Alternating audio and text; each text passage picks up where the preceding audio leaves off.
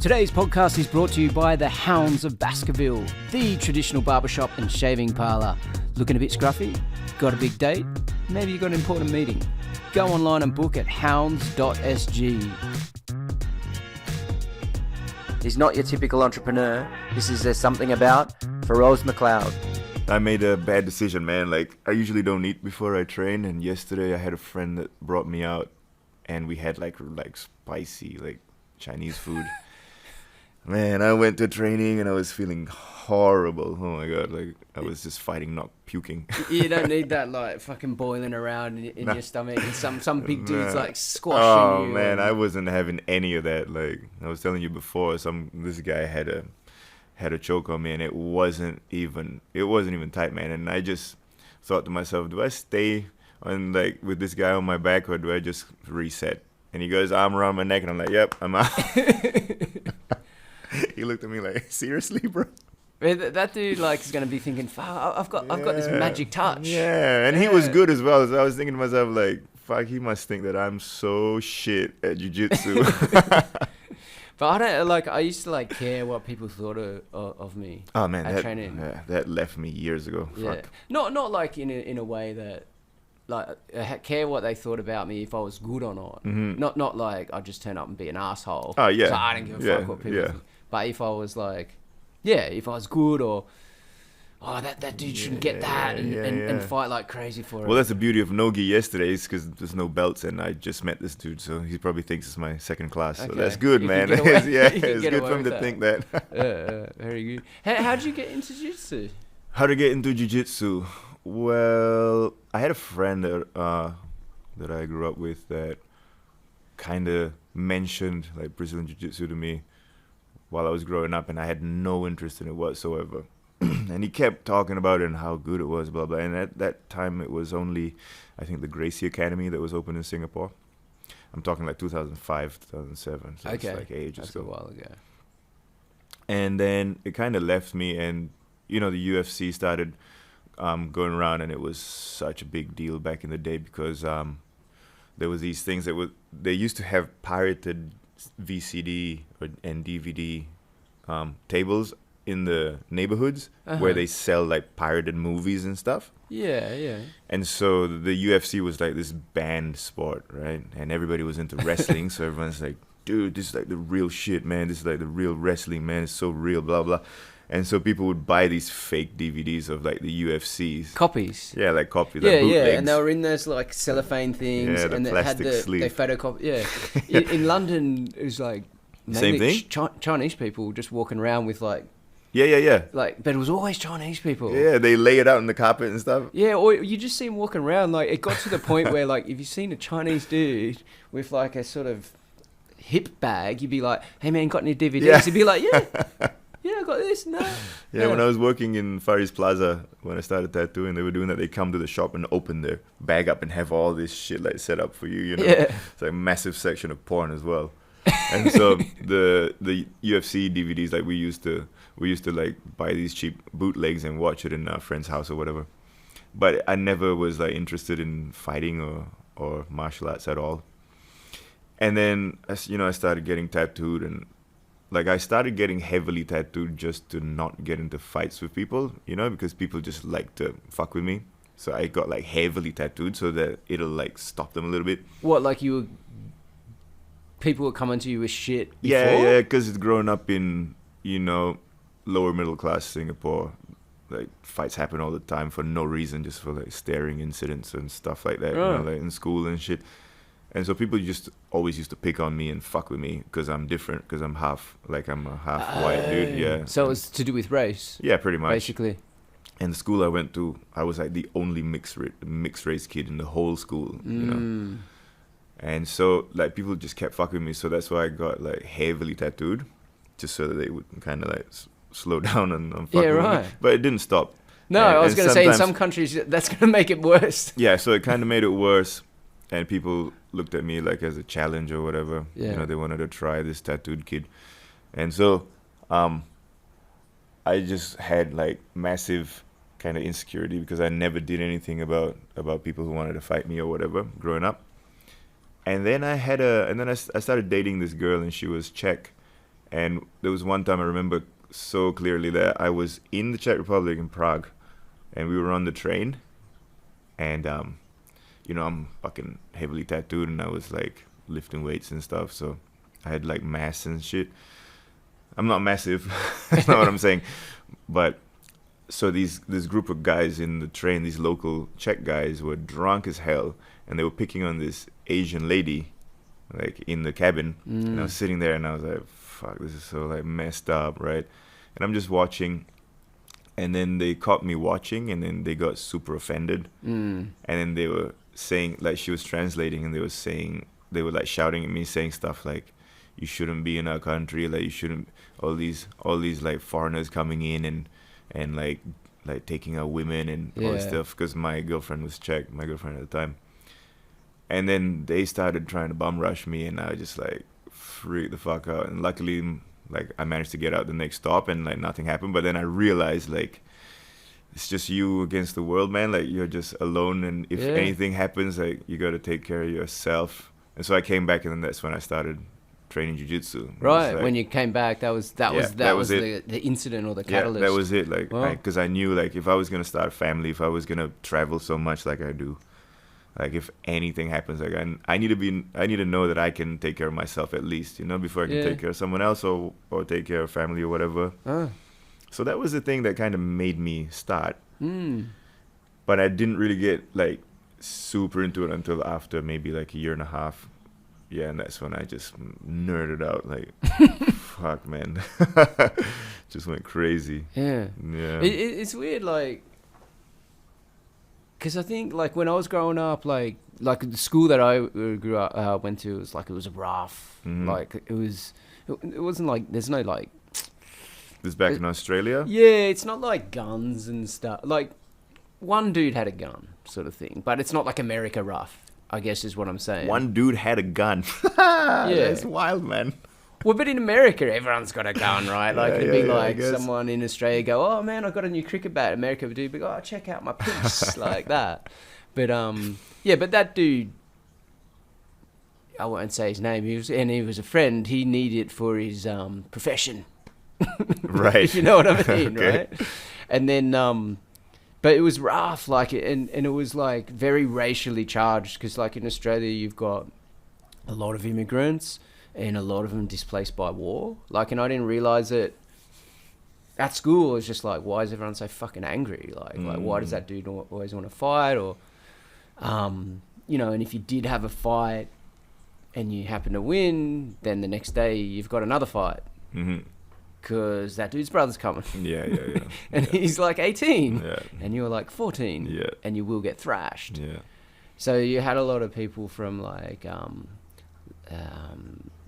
I guess the early wave of immigration was more Italians and Greeks, but the later, and that was, I think, the world wars and stuff like that. And but then when a lot of Lebanese people and Croatian people and Serbian people, Iranian, Iraqi and stuff like that.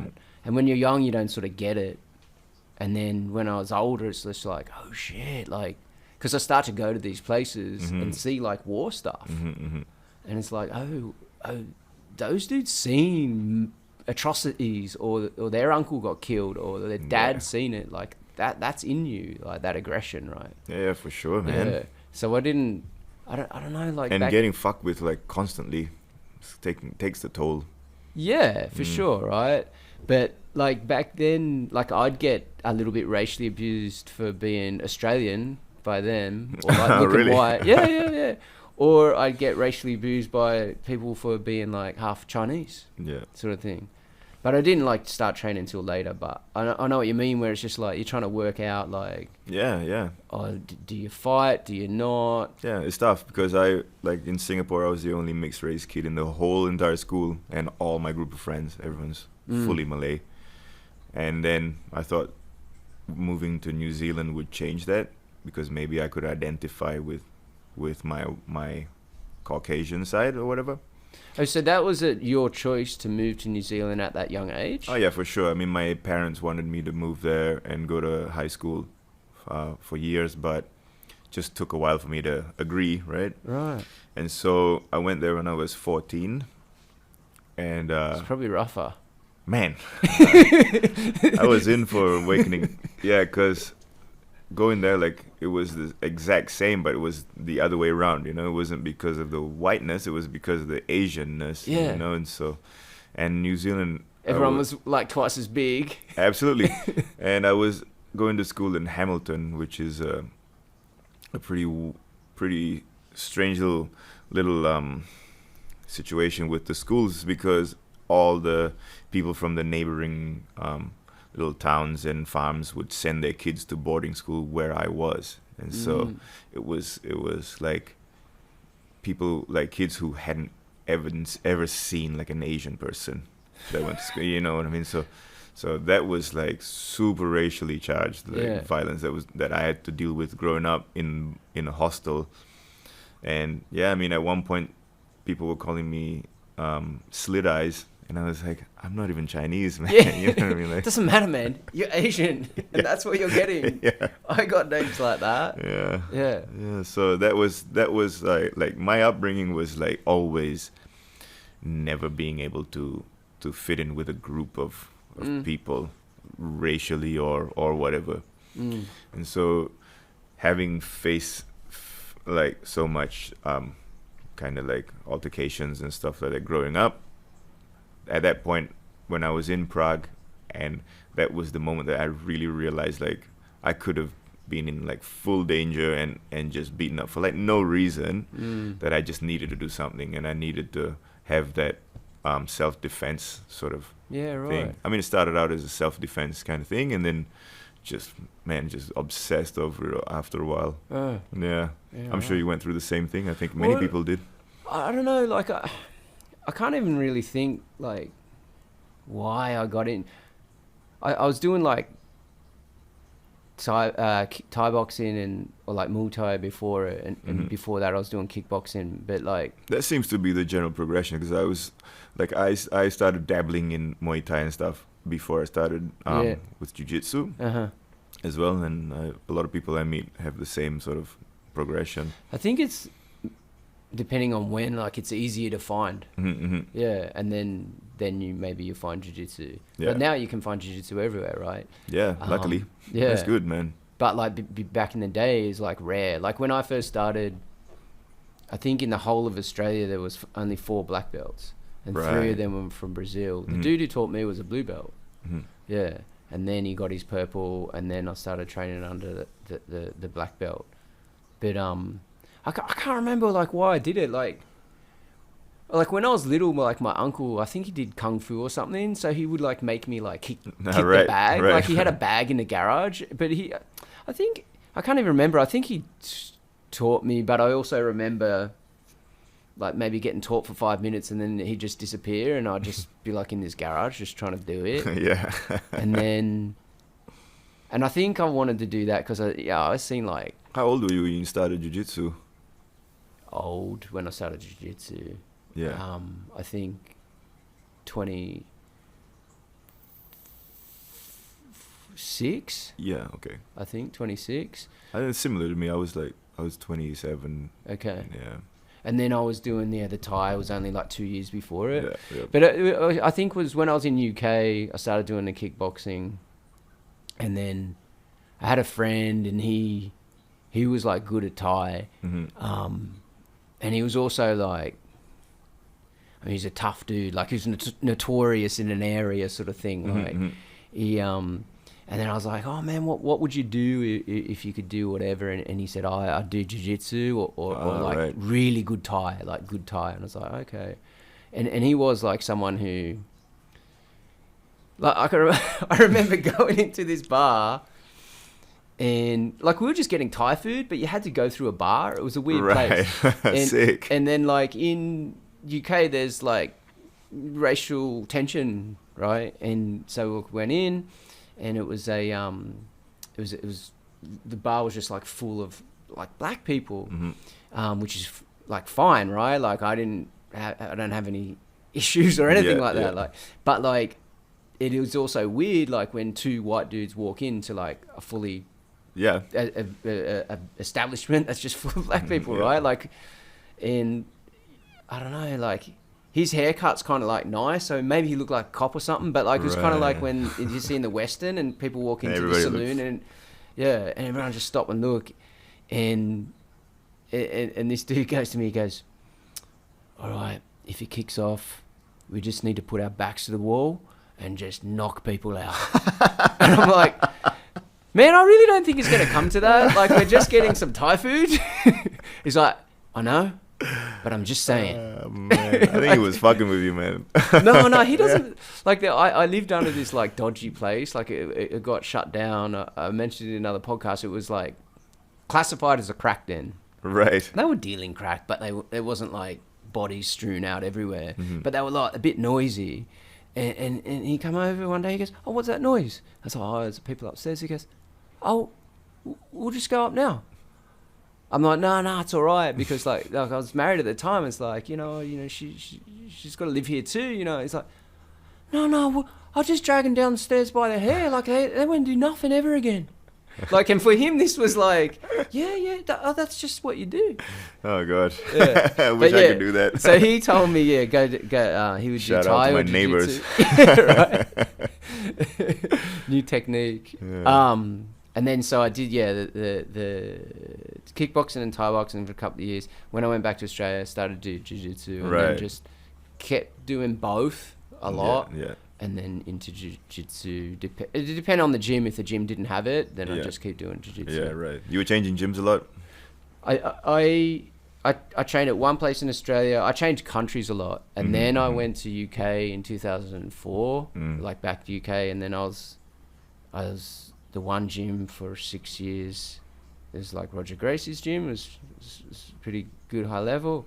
And then when I went back to Australia, I changed like every couple of years, basically. I went back as a brown belt, and then I changed every couple of years because of work or stuff like that, or changed country when I came here. Yeah, I think that's the most frustrating thing about jiu-jitsu is when you start having to change gyms and stuff. Like, I'm going through that as well. Like, just affects a little bit of your progress and how your coaches learn you know what I mean? I think back then it was political. Like, if you changed gym, it was a bad thing. Right. Yeah. Like, I remember one place, the dude saying, because someone else had changed gym, and like there was a comp, and he was like saying, if anyone fights Bill, like if you get him in submission and he taps, you don't. Yeah. He goes like he was like fully, if you get the opportunity to break his arm, I want you to break his arm. Like. Yeah, I've heard about some countries that are still like that. Yeah, with very jiu-jitsu. political. Yeah, here it's very chilled. Yeah, it can be. I guess it's kind of like more pagro than anything. If that kind of stuff happens, I guess. More what? Sorry. More like passive aggressive. Okay, yeah. pagro. It's kind of like it's just fine, but yeah, you were from another gym, blah blah blah. Yeah. I remember my first comp, and people from the first gym that I started at were like literally just like waiting to see me compete and stuff, and I was like, fuck, this is like way too much pressure. Hey. It's intense, right? Like, it is. I remember the comps, like they'd have, I don't know what it's like here in Singapore. I've never competed in Singapore. I only went to do the one in Tokyo. But like they used to have these like bullpens. Do you know what I mean? Like these stupid tiny little areas to warm up. Yeah. And there'd be like dudes like jumping up and down like T2Ts. Like, I remember one guy like slapping himself. Another guy would just stand there and go, whoa, yeah, like that. Like really Sick. like hyping himself up. I'd be like, man, all this nervous energy is draining me. I'd go like sleep under the... Is it breeches or bleachers that people sit on? I'd just go to sleep and use a water bottle as a pillow. And chill out. How did you do? I was good when I started. I'm sure those guys that were going crazy at the warm-ups were some of them were good. Yeah, man. That was the problem. Yeah. That's just their process. I think like when I was white belt, like I won like the state championships. Like they had 4 comps a year and the points built up. Yeah. And then after that, they gave me the blue belt. So I was only like 1 year. And then I did the blue belt for 2 years and sort of, for 1 year in Sydney and went okay. And then I went to the World Championships in Brazil, the Mundials in 2004. And I went all that way. Yeah. Fucking lost my first one. Oh man, That sucked. I mean, that's a big deal though in Brazil. It was a good experience, but Yeah. it's not a big deal to lose. It's a shit deal. It's a shit deal. Like the guy won. I mean, they gotta be fucking good level. The guy won out he won the whole thing, but it's like, it doesn't mean shit. Yeah. And then I went London, and that was weird. Because I think in Australia they push us hard to compete a lot, so I felt like I competed more than most people when I got to London. But there were some people that were good and regularly competing, obviously, in that gym. Yeah. And I think I did all right. Like I think I got some silver in London Open or whatever, and some shit. But we'd always go Europeans. Yeah. And I kind of, as blue belt, would mess that up. And then I got purple. And the best I did was I got a bronze in purple belt 1 year. And then brown, I competed a bit, not so much. I compete less now. Yeah. Yeah. Is that because of work and stuff? Just feel old. And also I don't enjoy it. Yeah, I don't know, competing's man. I a find lot it of pressure. stressful. Yeah. Leading up to it, I can't. I have trouble sleeping. Like it affects my sleep and shit. The best I've done is when I kind of didn't prepare. Yeah. Yeah. Yeah. Or even like that time I got the bronze. Like I hate when everyone's like watching you and shouting. Like we were in Lisbon, and the first time I go, I'd stay with everyone, and we're all in the same hotel. Everyone's like, "Oh, jiu-jitsu this, jiu-jitsu that." It's like, fuck, man, this is so draining. So the next time I was like, I like you guys, but I don't want to fucking see you there. I can see you at the comp, that's it. and I'll talk to you after, but not before it. It just fucks with my head. Yeah. And so like I just spent the day. You know, they tell you, oh, your bracket's going to be at 6 or whatever, but they normally started at 7 or 8. It's so late. So I checked my bracket. So I was like, oh, it'll be late, so I'll just turn up at 6. And so I was just wandering around Lisbon. And man, Lisbon's nice, man. I love that place. Same. I love that place. Yeah. Around the Barrio Alto and stuff. Yeah, man. And so affordable. Ooh. Yeah. I'd live there. Yeah. I could live there. Lovely. I mean, Madonna lives there, right? She has a house there or something. Yeah, right. I think that kind of like contributed to the boom of Lisbon. Madonna lived there. Yeah, she like bought a house and then suddenly it's like everyone went, oh, suddenly Lisbon's yeah, alright. let's do it. Fuck. Well, and I remember, so I was walking around, I saw this antique clock. I was like, oh, that's a nice clock, man. Like, so I bought this clock, and I rocked up to the jiu-jitsu tournament. With a clock? With an antique clock. It was about this big. Like, I remember walking in, because everyone there were wearing, like, tap out. Yeah. And Venom. Yeah, all these things, right? And I've been walking around Lisbon. I've got a nice, all right shirt on, a pair of shorts, and my clock, and I remember one of my friends goes, "Oh, Paul, you the timekeeper today?" What? Like, I'm like, I don't know. I got this clock. It's a nice clock, and all these like massive Polish dudes and those Czech dudes you're talking about who might be taking steroids. Polish dudes are tough, They're man. tough, but they have special potatoes as well. You know, they're looking at my clock like, what's this dude? And then it was really late. Like, it didn't start on time, and then people going, oh, you will stay to support. I'm going, just go. Like, you know, you got to fight tomorrow. So I fought at 9 o'clock, but no one else was there. It was so good. So they called my name. Yeah. Normally someone's minding your stuff. Didn't have that. So came to the side of the mat, put my bag down, put my shoes, put my clock. Dude's looking at my clock. Fought him, beat him, and I think I beat 4 guys. And that's super cool. Guy. I think Singapore had a couple of comps like that from the Singapore Grappling Invitational.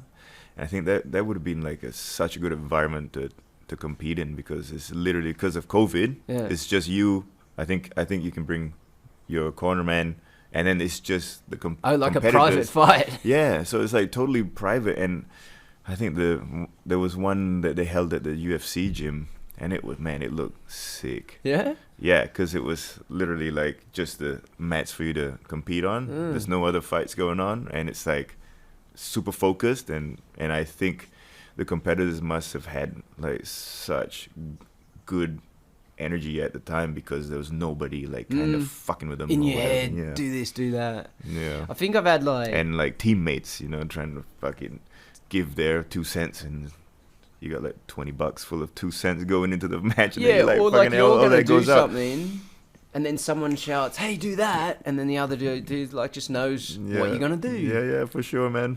I remember I've only competed once, but the second fight that I was in was with a guy that I had trained with before in field assembly, and he got me in side control, and everybody on the sidelines, because our mat was right next to the barricades, and everyone was screaming at him, "Smash him! Smash him!" And I'm thinking to myself, holy fuck, dude. It's like, okay, yeah, let me just smash him. literally, like, he's got me in side control, like, he is smashing me. Like, chill out, bro. How the fuck do I smash from here? Yeah. I think I've had. I once I thought it, like, you know, like you'd have a record, right? Yeah. I think it's just under 50 fights. All right. Because That's a lot. no, but those early tournaments that we had, because there's white belt, there's a lot, and people were into it in Australia. To win the tournament, you'd have 6 fights, 7 fights, in the same wild. day, Yeah, just to win that. yeah. And then Europeans, if you were doing well, you'd need 5 or 6 for sure. And then as you get older, and What was your weight category? I'd normally fight under 85. Is it medio pesado, My medium gosh, heavy? that's fucking big. The big dudes, man. Tall, and they're the ones that's a problem. Yeah. So then I'd like cut down. Or those fucking 0% body fat type Yeah, dudes. I ain't that. Shit, man. If they're 82 kilos and 0% body fat, oh god. Yeah, so then I'd like cut, and then I could get to the under 80 ones. But then I'd be like so depleted for it, so I'd start to cut earlier. And when I say cut, it wasn't like scientific cut. It was just like, okay, train 3 times a day, 6 days a week, and eat 1,000 calories.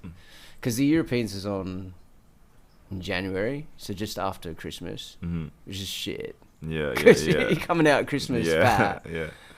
And then I remember one year I got down to 72, and then I turned up in Lisbon, and I had like at least 4 kilos where I could just chill. Yeah. So I'm eating like pastel de natas and everything, and Piri piri chicken. yeah, I loved it. It was the best trip ever. Yeah, man. I competed shit, but I had a great time. Yeah, nice. Well, that's the thing. Like, I got a lot of stuff with work and stuff, so I can't really concentrate too much on competing and stuff, which I would like to, but I'm traveling so much, and it just takes a big chunk out of training time. And for you to compete, I guess it takes commitment. Yeah, but you can just turn up on the comp day and see how you go. For sure. Yeah. But I wouldn't be able to take it seriously at all, you know, which is fine. Which I think is crazy, like, because your fingers are My work. they're the tools of your They're trades. fucking shaky right now, man. I'll tell you that. I'd be worried to do it because it's easy to break fingers and injure them.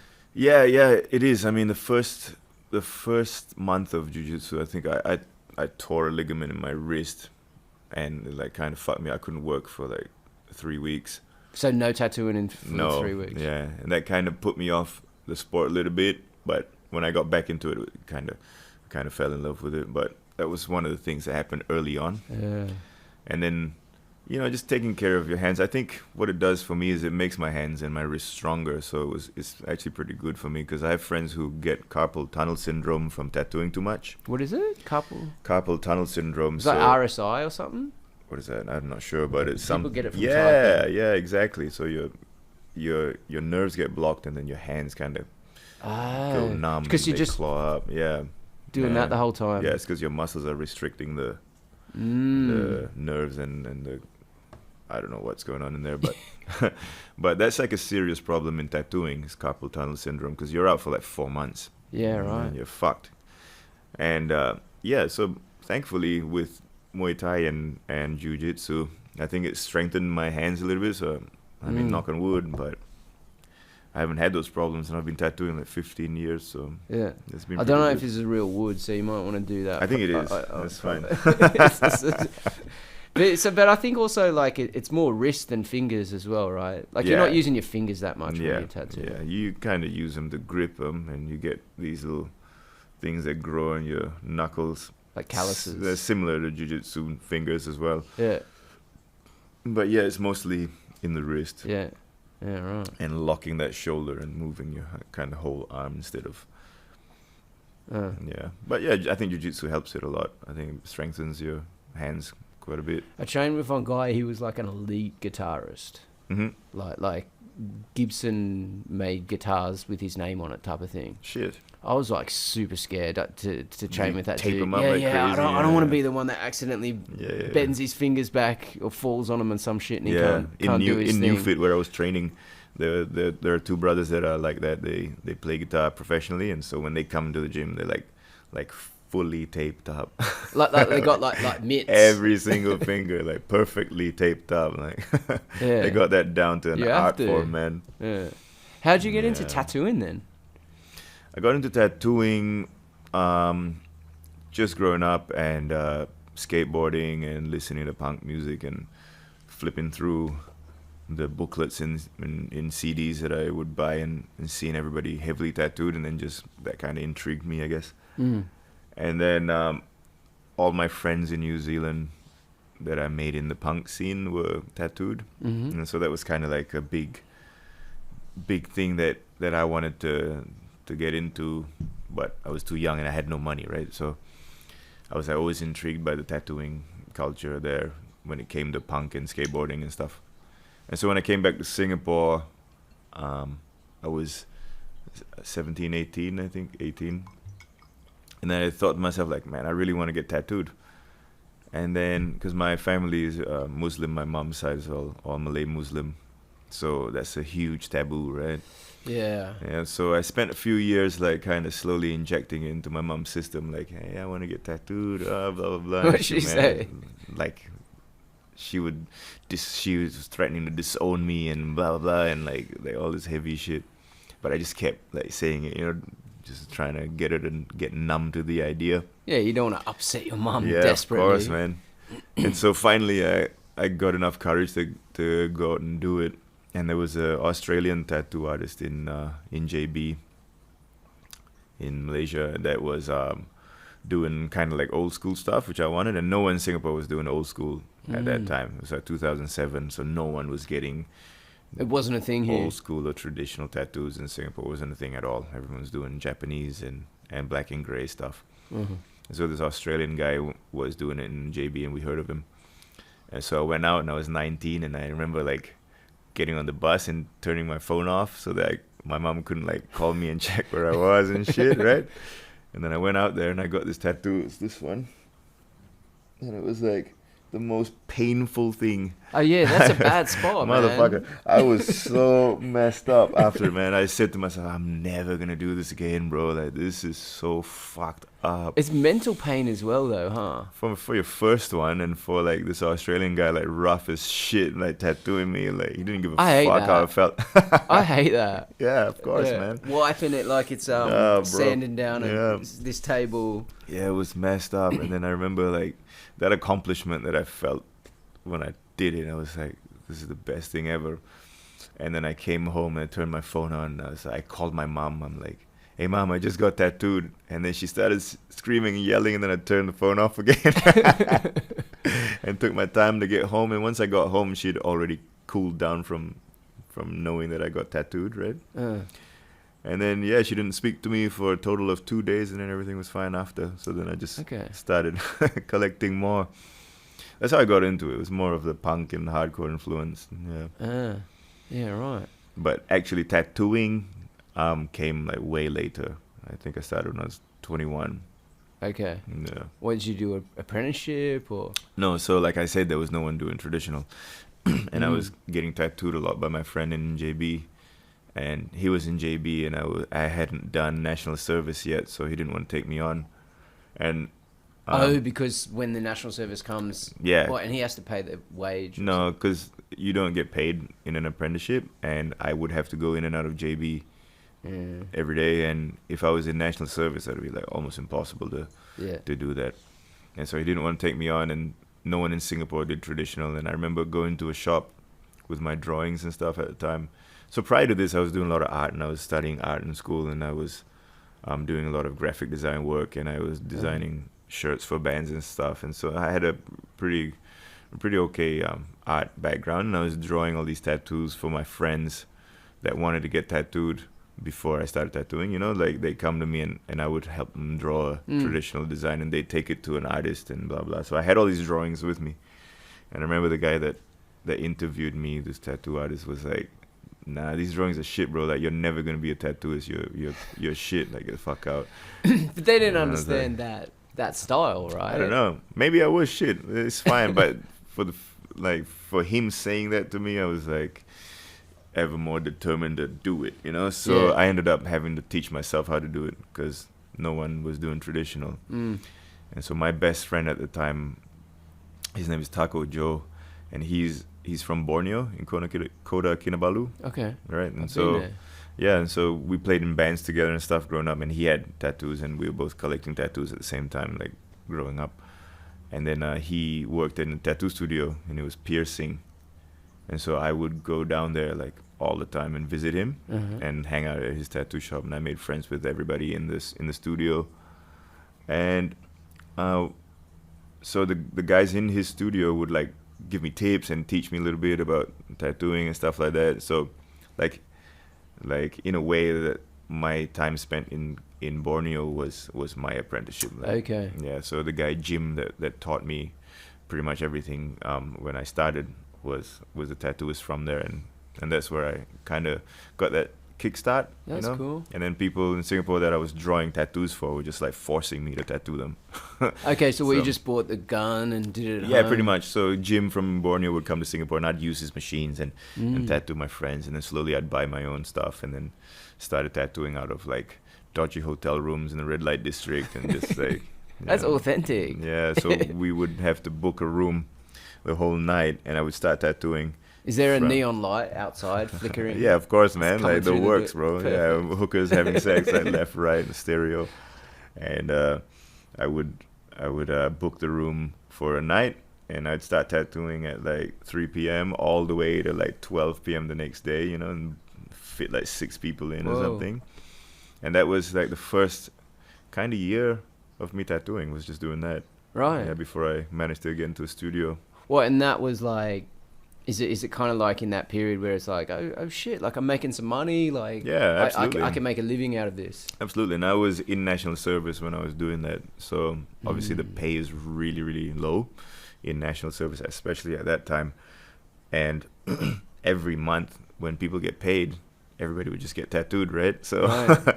I would just book the room like once or twice a month, and then start tattooing people while I was in national service. So like the first 1.5 tattoos covers the room sort of Pretty thing. much, yeah. The next half covers inks and stuff, and then the rest is pretty much. in your Yeah, pocket. Yeah. Oh, that's cool. Yeah. Right. It was nice. It was a nice time, but man, I'm glad those days are behind me. That's for Well, sure. but now they would call that a pop-up.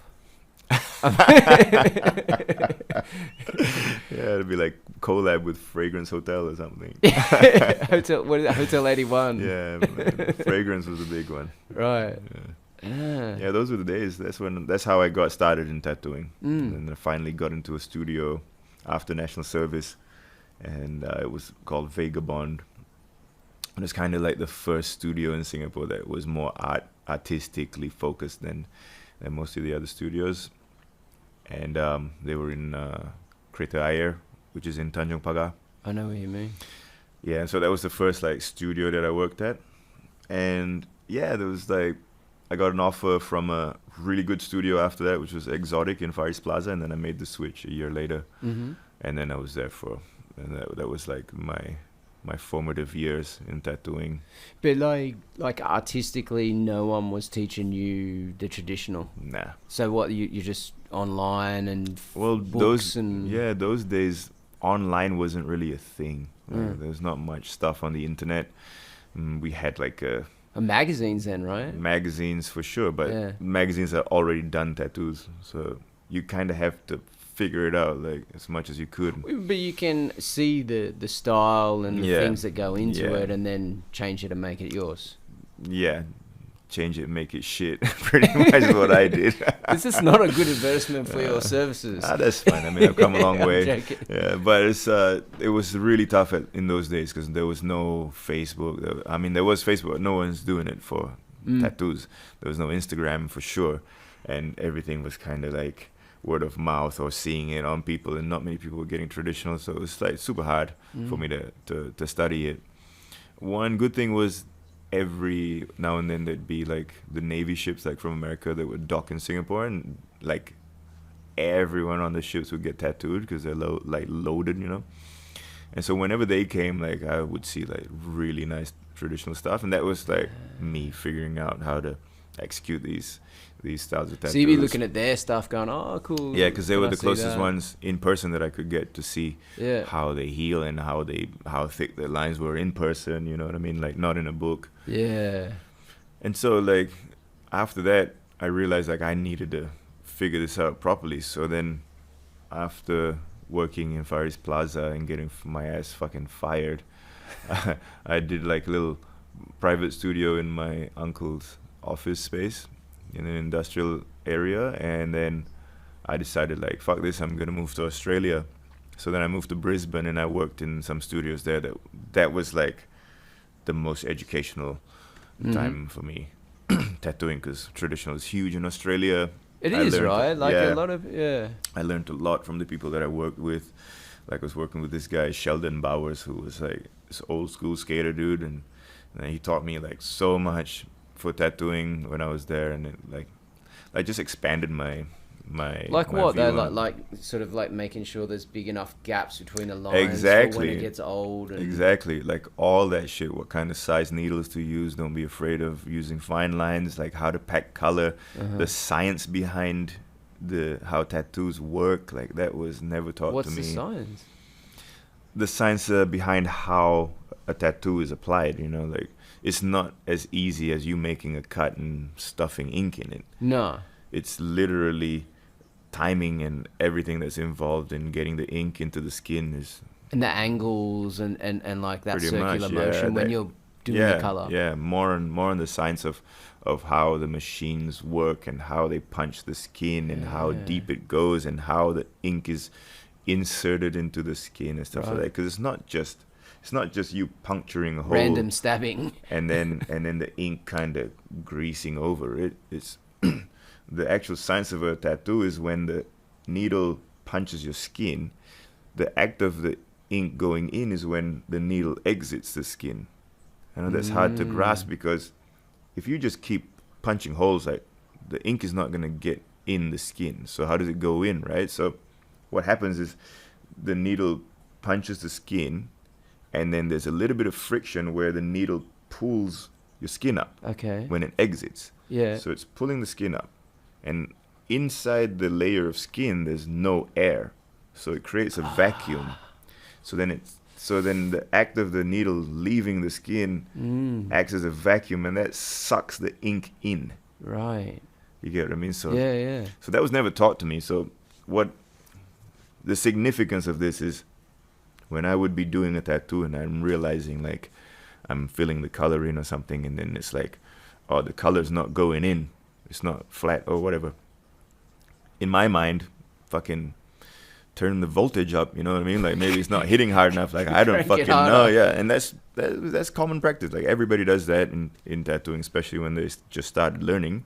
So they crank the fucking voltage up, and then you do it, and it's like still fucked, you know. And then the thing heals fucked up, and it comes back, and it's So- all scabbed up and scarred. I imagine then like the deeper the needle goes in, the more vacuum. No, so it has to Or be is at the other the way? it has to be the exact right depth, Right. right? So Because the skin's got a certain amount of elasticity Exactly. that will sort of and depth, because suck otherwise the- it'll be sucked into your fucking flesh and your veins and all that, and so that's what causes blowouts and stuff like that. And so the significance of that is like when people wind up voltage, the machines go faster because it doesn't make it stronger. It doesn't make any like It's just putting speed. up the voltage puts more power into the coils, which makes the thing go faster. And when it goes faster, it's actually not what's the word? It's anti. Yeah, I know what you mean. Yeah. So it does it fucks it it's up. It's counterproductive to getting the ink in. And so when he taught me this science about how the machines work and how tattoos work, it put a lot of stuff into perspective for me on how to saturate the color really well in tattoos. And that's part of the reason I think a lot of people like my work in Singapore, is because like when I put color in, like that shit is bright as fuck, you know what I mean? Like that's my main goal, is to apply the tattoo like as well as I can, you know? And so what I've been doing is turning the voltage up, needle goes faster, and what that does is that creates more holes than there's time for the ink to enter. So if you imagine the needle going like this and then it's going faster, it needs a certain amount of time for the ink to get sucked into the skin. Yeah, right. So the way he put it to me was like, imagine you're shoveling and you're shoveling something out, and then somebody's shoveling something in, which is the ink. So if you shovel out too quick and the guy putting the ink in is shoveling in too slow, there's more holes and there's less ink. Yeah. Right? So that timing has to be perfect. Somebody has to shovel the dirt out, and then somebody has to put the ink in at the same time. So you kind of need to be able to know exactly at what speed the needle has to go in and out for the ink to be able to be sucked in every time you make an incision. Right. Because otherwise you're causing trauma, you're doing too much to the skin, you're fucking it up, whatever. And so that was that like changed my whole career. Like this guy that Sheldon. was like the moment. Exactly, man. And it was like so valuable to me until now. And unfortunately, like not many people know that. Yeah, in tattooing. People kind of just go crazy and they whack the shit. But nowadays it's so easy, man. Like you can get tattoo machines that do the whole thing for you, and it's like perfect. You don't even need to understand how it works. Well, now they don't even make that sound. Now they're all silent and they're painless and fucking, yeah, it's great. So then different people's skin have different elasticity, and therefore it take a little while for you to find what's the perfect way to put it in, or it's almost general, but at the same time kind of depends where they're from, how much sun they are exposed to, how dry their skin is and stuff like that. But one look, once you apply the stencils and you kind of prep the area, you know, you roughly. can feel it. Yeah. Every client has different reactions to tattooing as well. So every client is like different. Yeah. Skin's different, attitude's different. How they sit. Yeah. So it's always a challenge, you know. Yeah. Yeah, I think that I think like I got one done in UK. And do you know Luca Ortiz? Have you heard of him? Of course, man. I got some paintings in my studio from him. Oh, really? Yeah, man. And he's from Lau Hardy's store. Yeah. Oh, you know him? Yeah. I mean, he's famous. Is he? Yeah, for sure, man. Okay. Oh, he did this. Yeah. I think I remember you telling me before. Yeah. That's sick. He hated it. Like, no, because like me and him got on good, right? And then like because I did graphic design as well. Like I wanted to be a tattoo artist when I was young. You're the worst. You're the worst client. What he said. Yeah. He goes, man. He goes, I hate doing people that can draw and graphic designers and shit like that. And he said the other thing is terrible is bodybuilders. He goes, I hate doing them. Why? I don't know. He said because they're so vain or something. He said they want it so particular. Yeah. So like when I come to him, I was like, I had the old woodblock prints, a couple prints and some books and stuff. So like I'd done research. It's like, hey, you know, this is the type of thing I want. This is the type of thing I don't want. And, you know, he's like, oh, that's all cool and stuff like that. And I said, I kind of like drew this, but I don't know if it's right. Like, and he's like, no, like, you know, we need to follow the muscles and stuff like that. I was like, okay, cool. So I was like learning through that. And then he was kind of like, why'd you draw it? And I was like, oh, you know, I just thought it'd be helpful. He goes, what do you do for work? And then I told him, he's like, oh, fuck. And then I feel him, man. So then he sort of do it and he'd do a positioning. But when it came to the color, he was like, oh yeah, so because it's a foo dog, right? He's like, oh yeah, I was thinking blue. And I was like, nah, like, you know, I want it kind of like to be sort of hidden within the flowers, sort of thing, like maybe sort of a duller color, not so bright, right? So there's contrast. And he's like, like, so we negotiate, and he'd say like, oh, okay, well, he goes, I'll do it grey, but like black and white mixed. And then he come to do the mane, and he's like, yeah, I think bright yellow. I was like, I reckon it's gonna look cool like this. And Oh he, no. And then, but then in the end of it, he was like, he goes, man, he goes, you were right about that, like this. I was like, yeah, man. See, you need to trust more. Oh my god. And then I'd see him like later, and he's like, man, he goes like, I loved doing that tattoo on you. He goes, it was the first food dog I've ever done. He goes, but I fucking hate it. Because now people just come to him, food dog. Oh, And he right, goes, yeah, like, yeah. It's Yeah, that happens the a bane of lot. my life. Yeah, that happens, man. Like I'm not great at drawing snakes. Purely because one of my partners in another studio, Augustine, does insane snakes. Like his snakes are just out of this world. And he does them so effortlessly, man. He draws them on freehand. Fucking, he's so good. It's so annoying. And so that gives me massive insecurity on snakes. Yeah, right. And so every time I draw it, I'm thinking to myself, fuck, this is like shit, man. But it's probably pretty good. I don't know.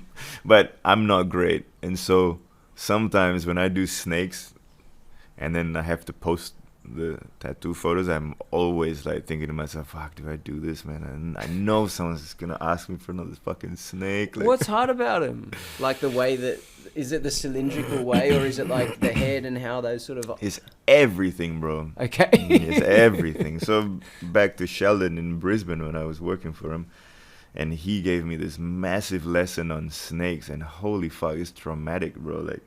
Like every single coil and how the snake, because he's like huge into nature and reptiles. Yeah. So he was giving me facts about snakes that I didn't fucking even know existed. And so all the coils, and the tail coils more, and then the head coils less, and then the fucking rules of how the belly goes, because it's hanging on the branch, so the belly's always down, but then it can go up it'll at this. sag a bit, like... Holy fuck, man. And I tell you, bro, like some of these mistakes that I've made with snakes is like embarrassing. Fuck, dude. Like, you know what I mean? Like the belly's here, and then suddenly I fuck up, and then the belly's on the wrong side, and it's I fucking hate it, dude.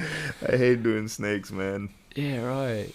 Yeah. I didn't know Luca was like super... I knew Lau was kind of... Yeah, He'd do all the famous. a lot of for football sure. players and stuff like that. Well, I didn't know that, but these names are just thrown around so much, especially in conventions and magazines and interviews. So, Oh. yeah. No, Luca's super chilled dude. He's from I think he's from Luxembourg. Oh yeah, Luxembourg's or cool. something like that. He's from, I did a convention in Luxembourg. It was wild as fuck. Holy shit. Really? Yeah, because Luxembourg is a little bit of it's like its own country city Yeah. thing, and it's like kind of expensive, and it's Yeah, I think it's so. like in a little weird. I might have it wrong, but it's one of those small little Mm-hmm. countries starting with an L, which is probably only Luxembourg. Lithuania. No. I don't think so. But he lived in Lisbon for a long time, and then he went London. Mhm, Yeah, mhm. yeah. I mean, we'd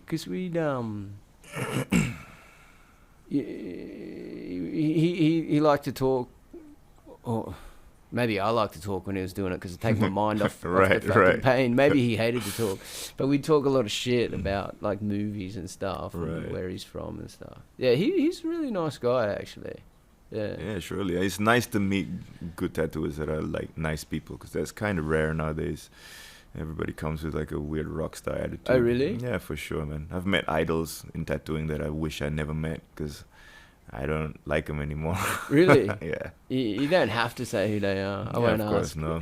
But yeah, I mean, I've seen that a lot in kind of like movies and stuff where they say like don't meet your idols and stuff like that, and like people meeting like like musicians, and then they turn out to be assholes, and it's like super apparent in tattooing as well. But it's probably like more a reflection of just humans. Like once they get good Yeah. at something, some people stay true, and maybe Yeah. they become better people, Yeah, and some people 100%. just become worse people and turn 100%, into assholes. but I'm sure that you've seen this, like in Australia, if you're a tattooist, especially like 5 or 10 years ago, man, you were a fucking god. Like people looked at you like you were larger than life. I don't know if you've seen that, but tattooers were worshipped, man. I haven't been there for 5 or 6 years. Yeah, so I can prior to imagine it that, though. yeah. I can Yeah. imagine that. Yeah, so I remember moving there and just feeling so small, you know.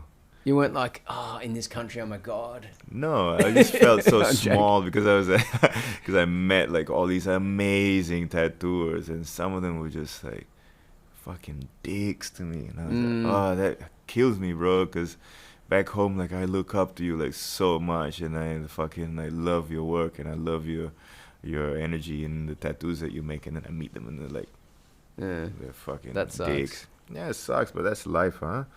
I guess that's with, like you said, that's with everything, and that's pretty human. But I think what contributes to that is when they are tattooing and they're good and they're in Australia, they are put on a pedestal. So I guess that kind of fucks your psyche up a little bit. Yeah, maybe you feel paranoid that is this guy for real, or he's just a fanboy, doesn't want to use me, like, what's he doing? Like, maybe that's what they saw in me. So maybe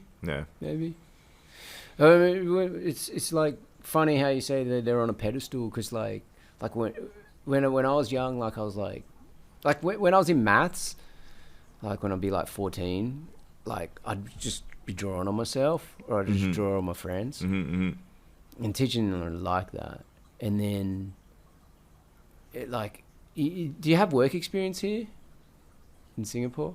Yeah, for sure. Like so we'd be in year 10, so you're 15, and you had to you mean in school? Yeah. I went to high school in New Zealand, so we had work experience. Same thing, right? Yeah, yes, and you did 2 weeks somewhere. Yeah. So like I went up into King's Cross, where like all the pimps and prostitutes are, and it's the red light district, right? Yeah. And I just went into one shop and I was like, hey, can I do work experience here?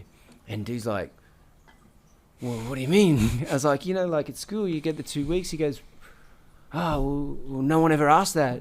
And I was like, yeah, but maybe you can I? Is that cool? He's like, he goes, you're not going to tattoo anyone. I was like, yeah, I know. I was like, I'll just answer your phone or whatever, and you just tell me what to do, and maybe you can show me how to do the machine. I don't know. And he's like, okay, you can. And like back then, like, I don't know, it was just all bikies that had them, and it was like a dodgy culture. Yeah. Like, and so I went back to school, and I was like, gave them the form, and then the lady's like, whoa, what's this? And I was like, it's my form. And she goes, no, you can't do tattooers for work experience. She goes, get out of here, you'll never be nothing.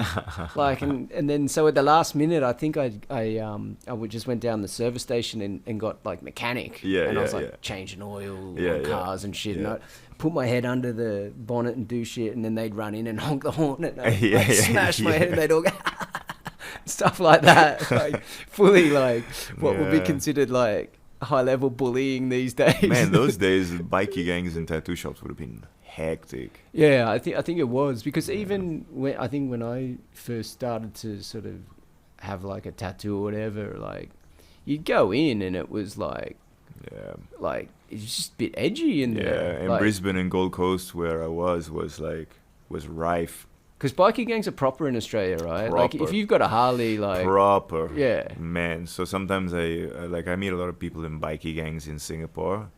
And sometimes they're so innocent, right? That I'm like, do you know like what they do, man? Oh man, have you seen the mongrel mob? Like, in New Zealand as well, right? Yeah, it's hectic. Yeah.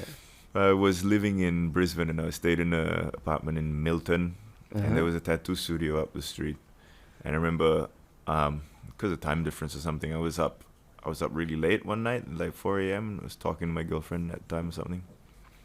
And then because it's like, those apartments are not really, those windows are thin and shit, right? So I was up at 4 a.m, and there were these fucking gunshots, man, blasting. Right. Bam, bam, bam, bam. You know what I mean? And I was like, what the fuck is going on? So obviously I couldn't sleep at all after that. I went to my studio that I was working at with Sheldon, and I said, bro, it's fucking last night, man, I heard these gunshots, they were wild. And he's like, yeah, this is my friend's tattoo shop, bro, got shot up. Right. And I was like, holy fuck. Yeah, because they used to get burned down if you weren't. Did you, well, I think you had to kind of pay, or people Yeah, had to be something like part of that. it to give you protection. You have to be in the gang or something. Yeah. I had a friend in the Gold Coast that was tattooing a client, and these bikies came in with bats and just smashed everything, people and stuff. Right. And like halfway through a tattoo, and they were hiding under the tattoo bed, like fucking terrified. You know? Jesus. Yeah, it's wild, man. Yeah. And they took one of the guys out and like fucking bum rushed him. Yeah, right. Yeah. Fuck, yeah, because I Yeah. think people started to, maybe in the, I guess, mid to late 2000s, I think sometimes people would put it in an office block somewhere. Yeah, that And was it'd be a bit exactly more what secret. that was exactly what Sheldon Studio was like in Brisbane. Right. Because Brisbane was pretty heavy with bikies Yeah. at that point of time. But because if it was tattoo like studios. street level with a glass window. Oh man, you're gonna get fucked with. Yeah. I mean, a friend of mine opened a nutrition, like gym nutrition shop. Before they even opened, like they were shut down, bro. Like bikies would come in and fuck shit up and just make it hard and threaten them, and they were like, okay, like we'll stop. Well, just nothing to do with tattooing, like. Yeah, I think it's just in there's a few industries I think that they control. Yeah. Oh, because the bikies do Gyms and well, they do a lot of drugs Yeah. and stuff, like, and control some of those markets, and Yeah. maybe steroids and stuff like that, right? Yeah, let's just hope this podcast doesn't reach Australia. If it does, it's like we're talking about a bygone era. Yeah, doesn't happen anymore. No. They're lovely people.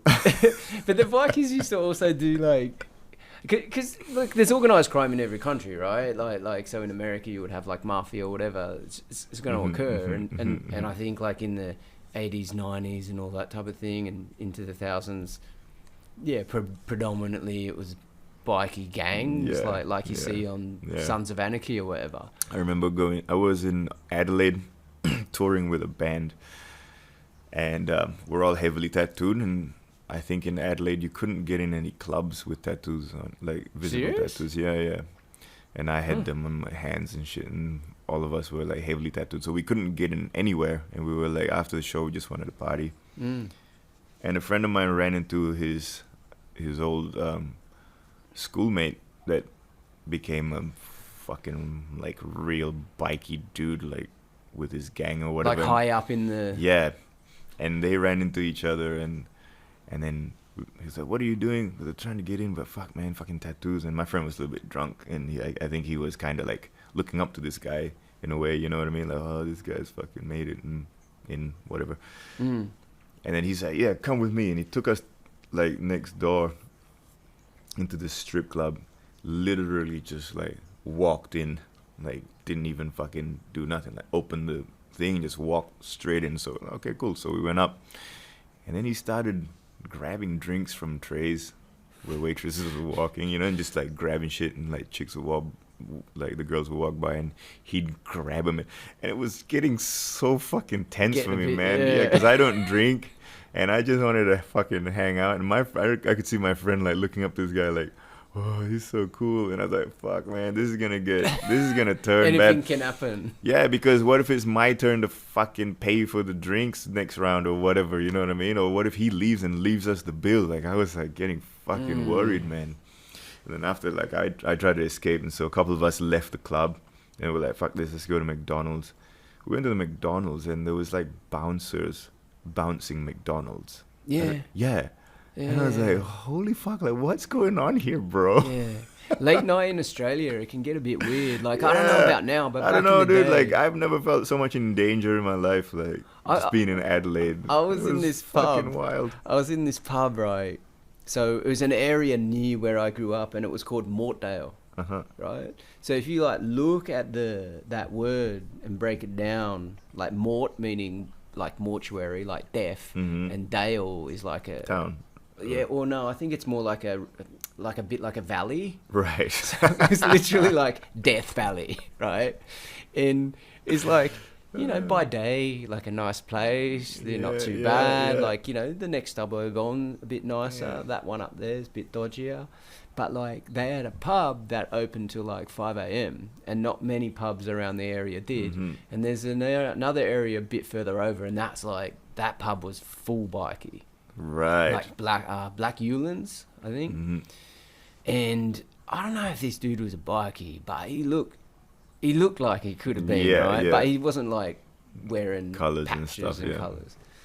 But he was basically a dude that was pretty good at fighting, but who was just like on the edge, like just fucking losing his shit. Like, so I don't know how it started, but basically he had a fight with someone, and then the bouncers come over and try to break it up, like big lads, like 3 or 4 of them, and the dude was just, you know, you can just tell some people he just had that edge. Yeah. Like, and the bouncers end up, the dude with the bar just put the Shut shutters it down.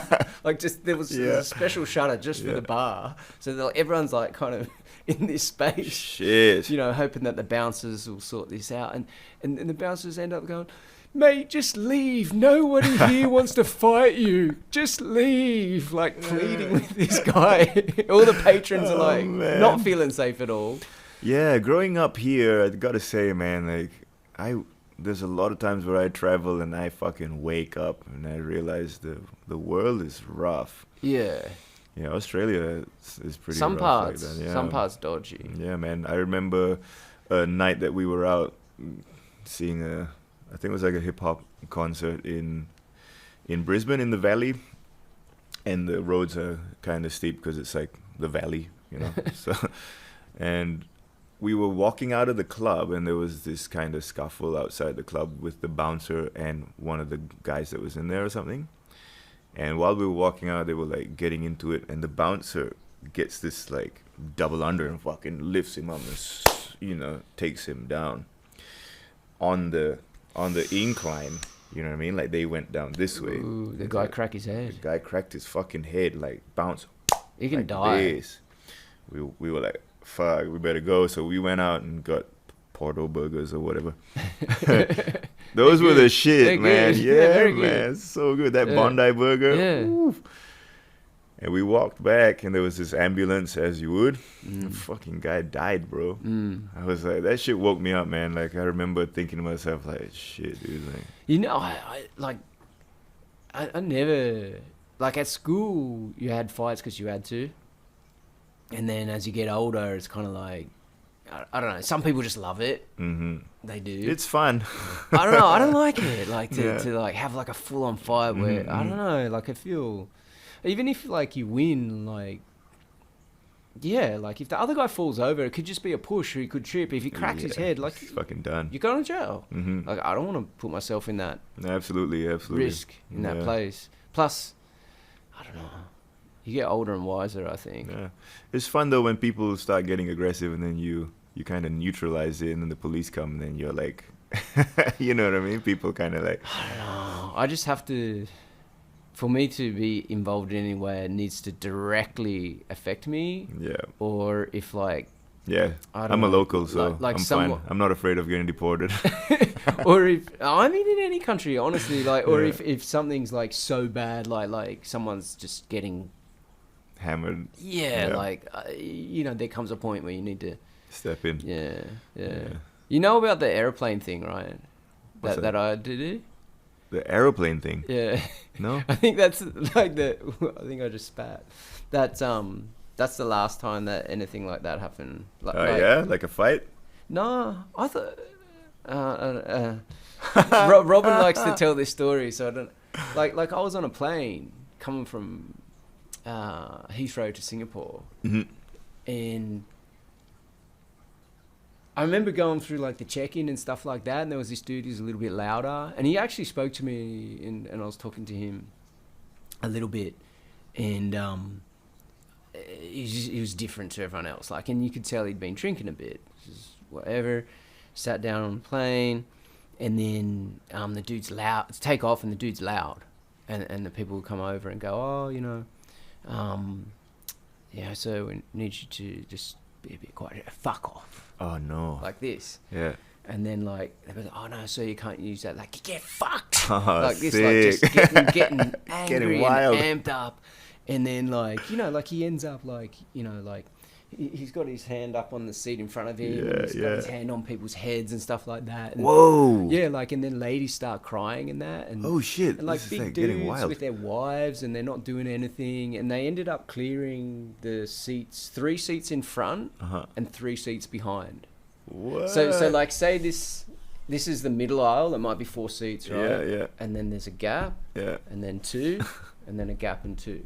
So they cleared 3 in front of him, 3 behind, and I was sort of sat up here on the aisle. Yeah.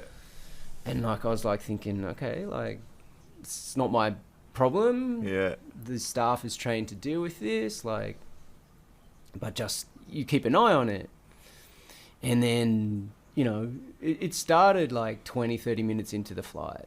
And then I'd say about an hour and a half in, like, and he was just getting louder and louder. And then the pilot came out and he's like, sir, I need you to read this letter.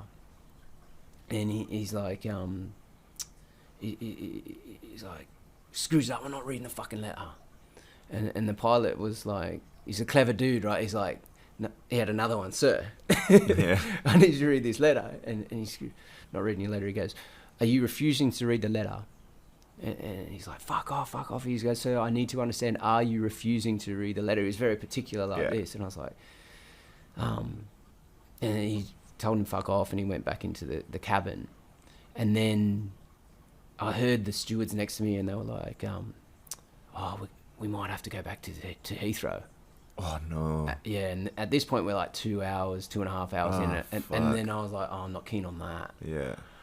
And then, so then I'm like a little bit more interested because I really don't want to go back. And then, but you don't want to hurt someone, like accidentally hurt someone and get sued, right? And then he gets up and he goes, just let me out here, I'm getting out here. Like I'll just get out here. And then that's different. Yeah. Like we're all could die if you open the door. Yeah. So then I was like, kind of, like a little bit, okay, maybe someone needs to do something and no one's fucking doing anything. Yeah. So I was like sitting there reading the magazine, and he kept like looking around the plane and staring at people. Yeah. So I was read that shitty magazine, and then he looked down and turned around and stared at me. So I was just like looking over the top of it. And then he gets up and he walks down with his hand out like this. I was like, okay, cool. Like, slap me, because then it's justified if I do something. Yeah. And he gets closer and closer, and he keeps doing Wants this. to shake your hand or something. No, and then he slaps me. Oh, like, fuck, really? Yeah, but that's good, right? Because then it's like, oh, now I'm allowed to do something in a way. So yeah, like he slapped me. And I was like, so I fold up the magazine and put it down, and I take the watch off, watch off and give to this dude. And then, I just had to jiu-jitsu his ass and took him back to his seat like I did gift wrap. Yeah. Took him back to his seat and laid him across the seat, and the things were down so he was uncomfortable. And he was very compliant. Compliant. Yeah. Like pain compliance. Well, no, it was. I was just like I just kind of like got up and I just gently sort of did like this and reached around, and what do you do? I go shh.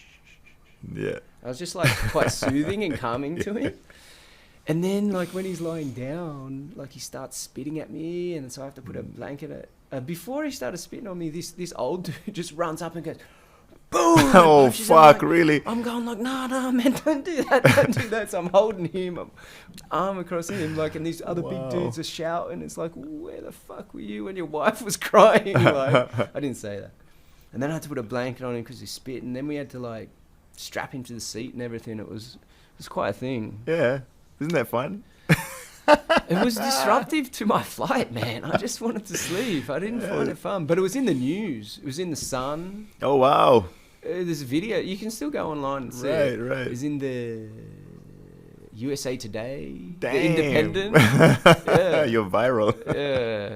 Well, when I got back, like, they wanted me to go to court and all this stuff. Oh, really? But literally that day that I landed, it was already in the paper. Damn. Yeah. Robin likes it because it's kind of like, jiu-jitsu. Jiu-jitsu is good and peaceful. Yeah. Yeah, a similar thing happened to me just before COVID. This really like good sized Chinese guy with heaps of tattoos was Well, it's sad because I think what happened was that they closed the borders, and I think he was, because I saw him drinking with a couple of other guys that looked more professional looking with shirts and stuff. And I think what had happened was that I think he got fired after he chose to stay in Singapore for the company and work or something like that. Maybe, I'm not sure. But I saw him drinking and getting a bit loose earlier in the day while I was working. And I was thinking, and I hadn't trained in like a week, and you know how that gets to you sometimes. If you train regularly, you kind of get a little bit on edge. And I looked at this guy, and I was like, oh man, he's good size. It'd be nice to wrestle him. Is that what you're thinking? Yeah. And then I went back to work and blah, blah, blah. And I was working on this good friend of mine. And a lot of the guys in the studio, because we always hang out after work and stuff. And so they were telling me about this dude that was making a huge ruckus downstairs. Like he was going inside all the shops and trying to fight everybody, like in the shops and all the stuff. Oh, really? Not even in the bar? Nah, like he'd already progressed. He'd already progressed from the bar to all the shops in Haji Lane. Right. And so he was going inside the shops and doing all this crazy shit and like fucking trying to fight everybody, blah, blah, blah. And I was like, okay, yeah, whatever. Because I didn't know who it was or what was going on, and I was working. So I was like, yeah, whatever, bro. And then, so in the street in Haji Lane, like obviously there's like a lot of people working there, right? And I look like me, and people like to fucking kind of alpha me on the street. I don't know for what reason. Like I don't care, but you know there are some people that are like really tough and they try to fucking act tough, and sometimes they're like give me the stares and stuff like that. You know, there's people that act tough on the street. It's normal. I know what you mean. Yeah, and yeah, so I was thinking to myself like, yeah, nice. Maybe maybe I can see what these guys are made of. You know what I mean? Because they're all there. They're all working there, and this guy's like making a ruckus, and it'd be cool to see. Gonna be tough. You're acting tough. Gonna be tough. So I was working, and then I hear this huge crash, because my spot's right next to the window, and then I look down, and I see one of my boys picking up a stool that they had dropped or something, like, and putting it back where it was, and I was like, oh fuck, did this guy like throw a fucking metal stool like around in the street? That's hectic. So I took a break and I went downstairs, and it was the first day when everyone was wearing masks and like everybody was starting to sanitize and all this kind of shit, and COVID was like a big thing. And then I went downstairs, and everybody was like crowding around him, and he was going ape shit, man. He was going like inside the shops and tearing shit down and like trying to fight people. And one of the shops he went in was with this guy that was always trying to be this fucking alpha dude. And he was in the shop, thrashing the shop and like scolding the girl or whatever. And I see the guy like walk in and walk out and didn't even give him any eye contact. I'm like, you fucking trying to alpha me, and this guy's doing something. You're not even protecting your staff. Like, what the fuck, bro? And so I was like, what's going on, man? Like, this looks fun, right? Like, this guy's going wild. And so my friend was like telling me he was going into all the shops and doing all this shit. And my little brother was working in a streetwear shop down the street in Haji Lane. And then he goes to me, yeah, he even went inside that shop and tried to get your brother to fight him. And I just started going like, what? That's fucked, right? And then he came out, and then all these guys were screaming at him and making all these vulgar threats, you know, oh, fuck off before I smash you, blah, blah, blah. And I was like, oh my God, so much talking, right? And then he started wanting to fight people, so I just was like, okay. He tried to pick on my brother. He's making a big scene. Like, I could probably neutralize this. So I just stood there and just waited for him to, like, catch your eye, right? It's the same as that dude. Yeah, but it wasn't happening. I don't know, maybe it's the jiu-jitsu aura or whatever, because that's the thing, right? And so he starts still picking fights with everyone on the street because everyone's crowding him. And then finally, he like looks at me. He was talking to some dude, and he's like, oh yeah, you see like this guy, huh? This guy, you want to fight me? And I looked at him like, yeah. And he's like, okay. And he takes his shoes off, and he goes into the middle of the street. And he's like, come. Or just run over and just fucking stamp on his toes. Yeah, and I was like, and he's like, come. I was like, come, like, you want to fight, right? Like, and he goes, come. And I said, fuck you lah, fucking come. And I started screaming all the shit. And then so he charges at me, he runs at me, tries to spear tackle me or something. And so I just get the underhook, take him down, put him in this armbar, and then just neutralized him super easily, right? And he starts struggling and doing all this crazy shit. So I just keep tapping his head and go, just relax, bro. There's nothing you can do. Just relax. And every time he'd calm down, I'd like loosen the armbar. And every time I had the armbar under the armpit. And so every time he'd struggle, I'd just tighten it up, and he couldn't do shit. And so I got my friend to bring down a pillow and wrap it in cellophane and put it under his head and just like, don't worry, like the police are coming, like it's all good. And that was also caught on video and everything. But that's nice that you got the pillow. Yeah, I mean, I had to, and I had the pillow, and I was like, I need to sanitize. I'm scared this guy has COVID, and I put my mask on. You could have given him a little just a quick little one while he was waiting there. Well, the best part was that after the police came and like finally, I went back up and I just started working again. Like, no bruises, no scratches. So I think it's the best. It's literally the best way. Yeah. You know, like do you know in Australia that I think there's a movie about them now, the Bra Boys. Do you know what that is? Yeah, the surfers. Yeah. So like there's there's Sonny. Is Kobe the one that went to jail for shooting someone? I'm not sure. So there's three brothers, like, and so Sonny and quite a few of those Bra boys. So Bra is short for Maroubra, right? Yeah, which Maroubra. is an area, yeah. which is Aboriginal name, but it's a working class sort of beach, the last one in Sydney in a way. Mm-hmm. So they kind of, and I found this out after Sonny started training, like basically they were all working class and all the beach suburbs got overtaken by money. Mm-hmm. And the original people couldn't afford to live there. Mm-hmm. So in their minds, what it originally began as, before it was like a gang, was like, oh, let's just make it so people don't want to live here. So they just like bash people and cause a bit of trouble. So try to keep the property prices down, right? Mm-hmm. But then it just turned into like this gang sort of thing. Yeah. But he so that were fine to me and the other people that trained with. So I never had any problem with him. But I remember Sonny telling me, he goes, I don't know how we got talking about it. He goes, I love jiu-jitsu. Like he was so like amped. I was like, oh, what's that, Sonny? And he's like, man, he goes, I was in a club the other night, and he goes, this dude's like pushing me and shit. He goes, like, I'm on the dance floor just drinking, having fun. He goes, in the old days, there's going to be like fists are flying and there's blood everywhere. He goes, I just danced off and just danced behind him and I just choked him out. And I just like laid him up against the floor, like sat him up nicely and just danced away. He goes, no one even knew. He goes, I love jiu-jitsu. Yeah, that's wonderful, man. It's a peaceful solution to an otherwise angry That's problem. what I mean. Like, to me, that's kind of fun. Yeah.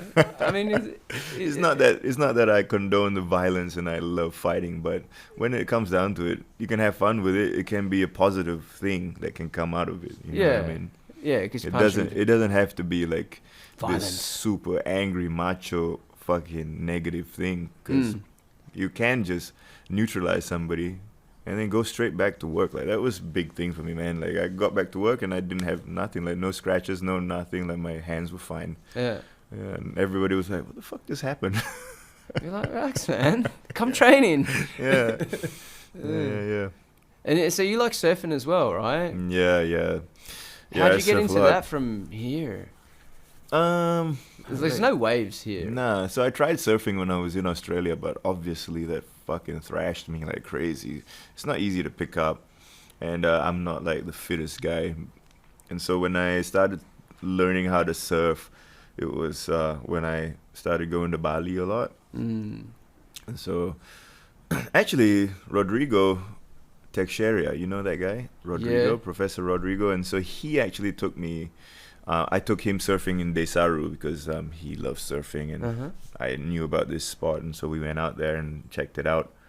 And the first time I stood up on a surfboard was actually with him. Like he took me out and he gave me kind of that confidence.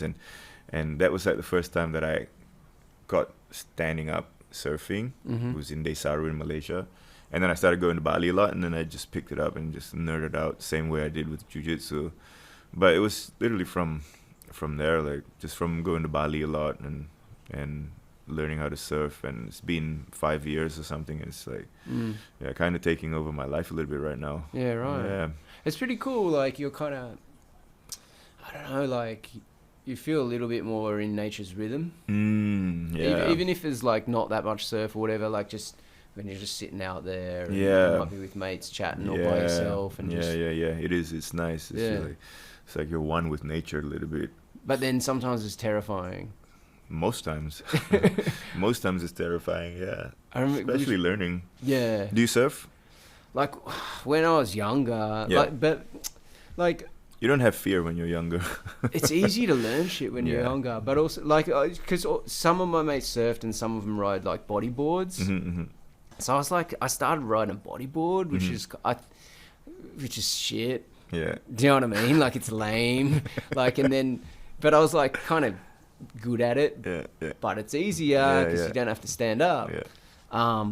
But then like when it was on smaller days, like maybe then like I'd ride a surfboard and just sort of. But I was not like great at that. Like my mates was like way better, but I could ride the bodyboard good and like go pretty good at it. Yeah, after I learned how to surf a little bit, I realized that there was actually a surf spot in Singapore. Oh, really? Yeah, and so there's a surf spot in Singapore, which is like a secret spot, and it's in Changi. Don't say where it is. Everybody knows where it is now. It's in the news and everything recently. And so when I realized that there was a little community here, and a lot of them were from skateboarding, so I knew a lot of people that were surfing already. So when I went out there and like in the first season I did was I think like 3 or 4 years ago, maybe 4 years ago, 5 years ago. And yeah, that's when I realized that there was surf here and you could like get into it. And but how big does it get? Well, so we get like a residual swell from whatever Malaysia gets. So if Malaysia gets big swells, they kind of travel down to Singapore. It comes down from the north? The east, yeah.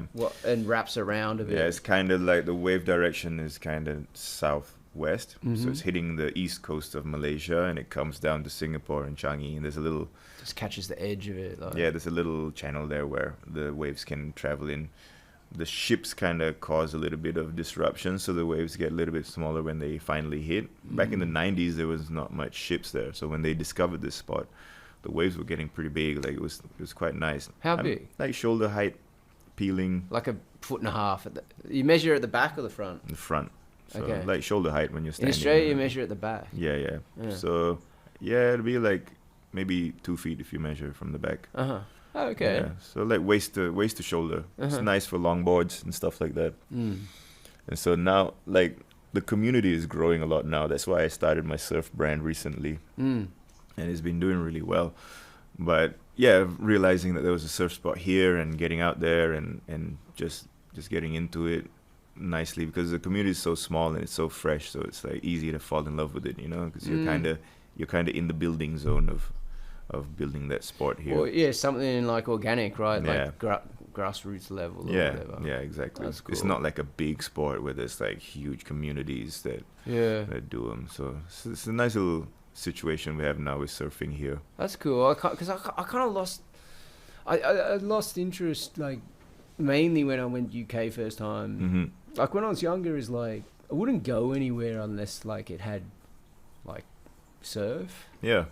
Like, I don't know. It was just what everyone did. Exactly. But so in Singapore, that's what I feel makes it really nice, because of the lack of surfing. It's kind of hard for you to get into it. You need to travel. You need to you need to commit. Like when the season's on, the closest big waves that we get are in Desaru, right? Which is an hour and a half or 2 hour drive from Singapore. So if you want to surf, like you got to make time, man. You got to organize it. It's not like you're gonna go after school or something. Nah, exactly. Which is what I think devalues it a little bit in some spots. So because it's so easy. Not saying that the sport is devalued, but it's like easier, so everybody kind of like it's just another thing, right? But if it's something so niche, I think that people get really into it. But and if you're surrounded by a whole bunch of people that are really into it, and surfing in Singapore, it's like really nice because everyone's really pushing you and everyone's super happy when the waves are on, and it's like a nice vibe. But that's that's what I was going to say. Like that's nice. Like when I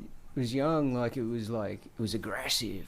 Yeah. Like you know, like there'd be like fights. Localism. Yeah. Like if you go to a different beach that you're not sort of normally at, like yeah, Sri know. Lanka's like that, where I just came back from. Yeah, right. Yeah, super localism. Yeah, and I just found it when I stopped doing it, because I was like living in London and there is none. When I came back, it was just like, I don't want to deal with all that aggro shit. Yeah, like, yeah. And then it was for me also. It was like, you know, how many times do I actually get where it's good? Like when the swell's right and the weather's right and the wind's right, but then it's full of people. And yeah. It's tough, man. It's tough. Yeah. But that's what you're talking about. It's like nice. Like it sounds like in Singapore, it's at that point now where it's nice. It's getting a little bit too nice. It's probably like people the 50s in California. Pretty much. But this is like, it's starting to boom a little bit here. Uh-huh. And so there's heaps of people. Right. Like on good days there'd be like 200 people. No way. Yeah, bro. Like I'm talking about in the water and outside. Like with tents and with... Shit. Yeah. I can't imagine here. Yeah, it's heaps of people. Like, I don't know if you've seen those Instagram posts where there's like 1,000 people catching one wave and fucking boards are flying everywhere. It's like that. It's like that. See, I couldn't do that.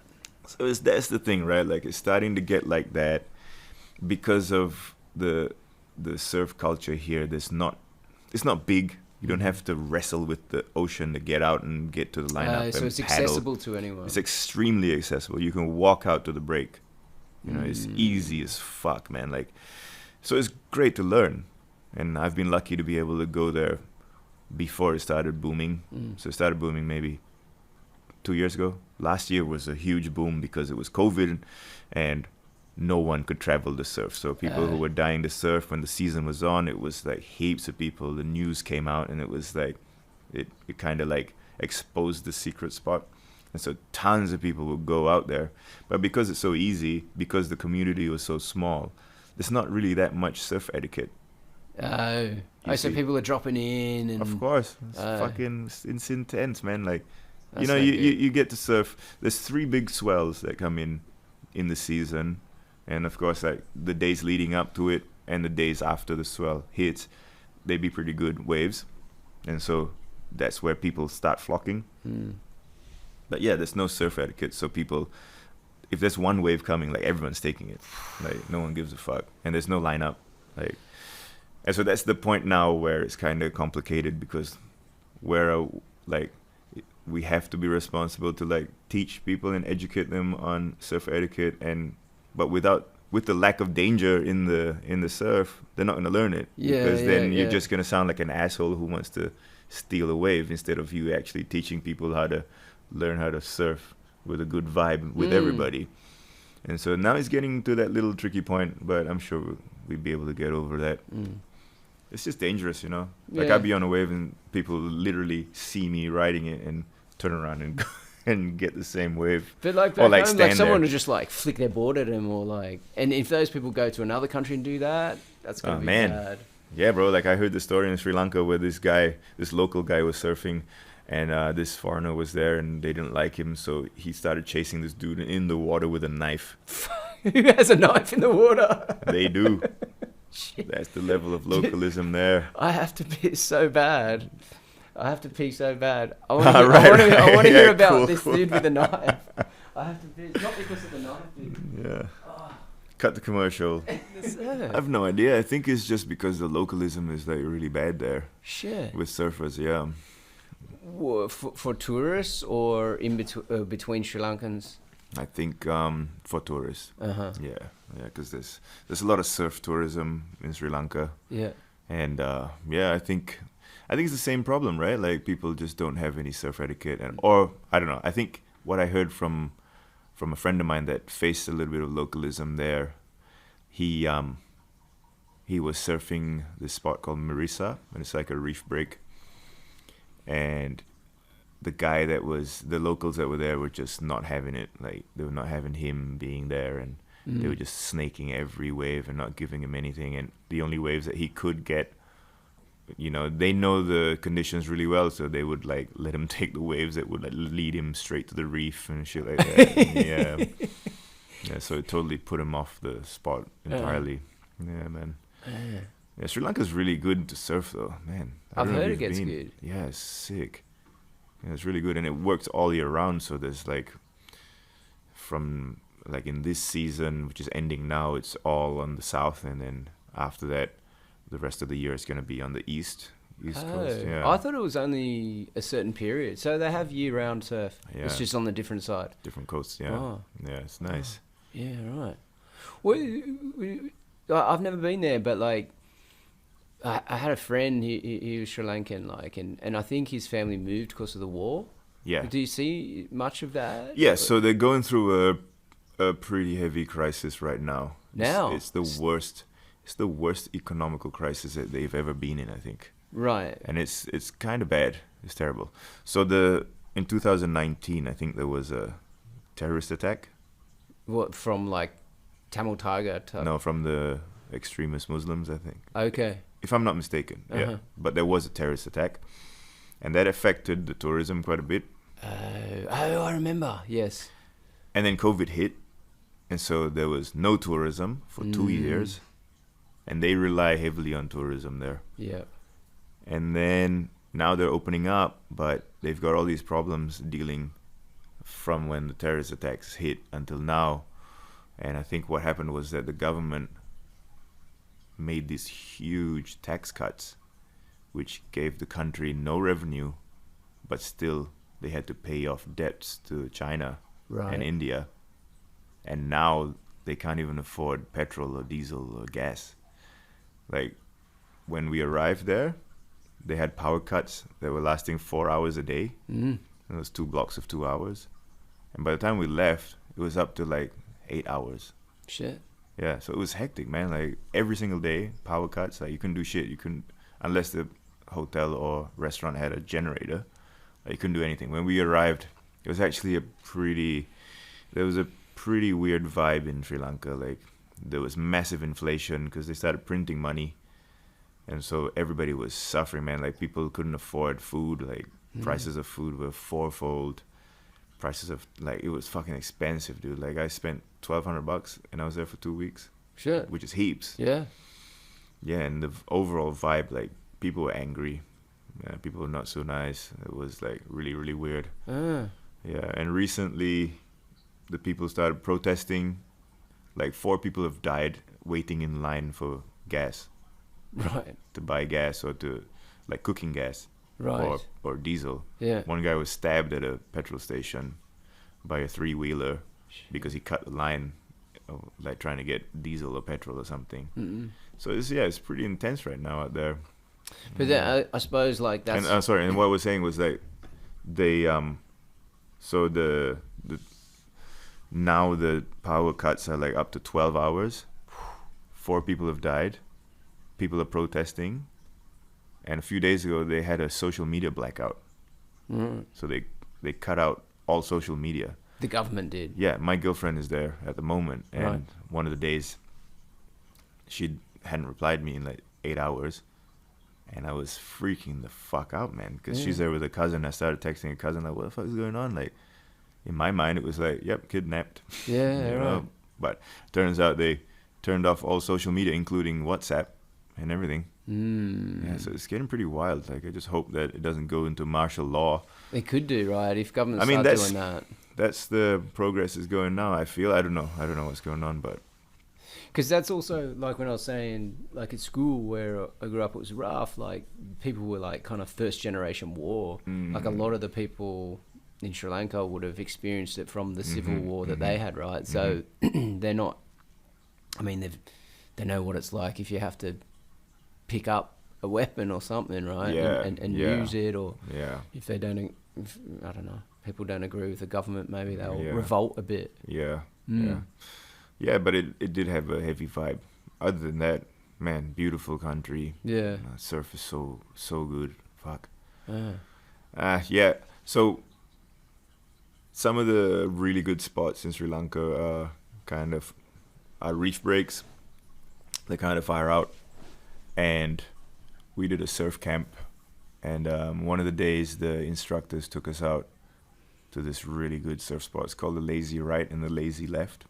The name suggests it's like super easy, super long rights and super long lefts. And they're kind of at this bay. And there's a channel in the middle, and you paddle out either to the right or to the left. Okay. And so I was surfing the Lazy Right. I'm a goofy, so I'm not that great on the backside. But so we paddled out. There was heaps of people, heaps of tourists surfing. But it's like a pretty intermediate spot. So I expected everybody to know how to surf, at least know how to deal with waves or whatever. And so I took a wave and I was paddling back out. And I remember paddling back out, and my surf guide was there. He's like, yeah, you got to drop in, go straight, and then turn. I was like, okay, I'll do that next time. I was paddling out, and then from afar I could see some white water, which means that the sets are coming in, right? And so I was like, oh, fuck. Dealing with duck diving a set is like super boring. And so this set comes in, and, when sets come in, the fucking white water is like fucking this thick and super big, right? And so I started paddling more aggressively to get that power to go under the wave. And this chick was in front of me with a longboard. And I was like, she must know how to surf. It's a fucking reef break. Like, and she just ain't no beginner spot, bro. chucked it. She was still sitting on the board, and I was like, this is a bit late for the turtle dive. Like, and then just as the wave was coming, I see her jump off the board. And I was like, fuck. And I duck dive. And this fucking fin on her board, on a single fin, they're massive and sharp, and they just go on my fucking head, dude. Holy shit. And I was like halfway in this trip. I got up, and all my friends were like, are you okay? Like, what the fuck happened? Because I came up with this, like, I touched my head, and I saw blood, and I was like, fuck off. Is it bad? Yeah, so I started paddling back in. And then my surf guide was like, are you okay? And I didn't answer him, so he knew something was up. So I started paddling back in. And then as I touching it, it was fucking bleeding like crazy. And he comes up behind me, and he's like, bro, you got to tie your shirt around your head, like tourniquet that shit. Pirate, man. And I was like, fuck, this must be bad. I sat up on the board. I tied my shirt up, like really tight. And I started paddling back in. He's like, I'll go in with you. And so he starts paddling, and I'm paddling behind him. And I'm like slowly losing energy and losing blood. And I'm like, fucking hell, I've been paddling for ages. And because it's a reef break and I'm in the channel, so it's like kind of fighting against the channel. Oh, because the water's gone back out. Yeah. And so finally he's like close to the beach. He looks back, and I'm like still fucking paddling. And he goes to me like this, like,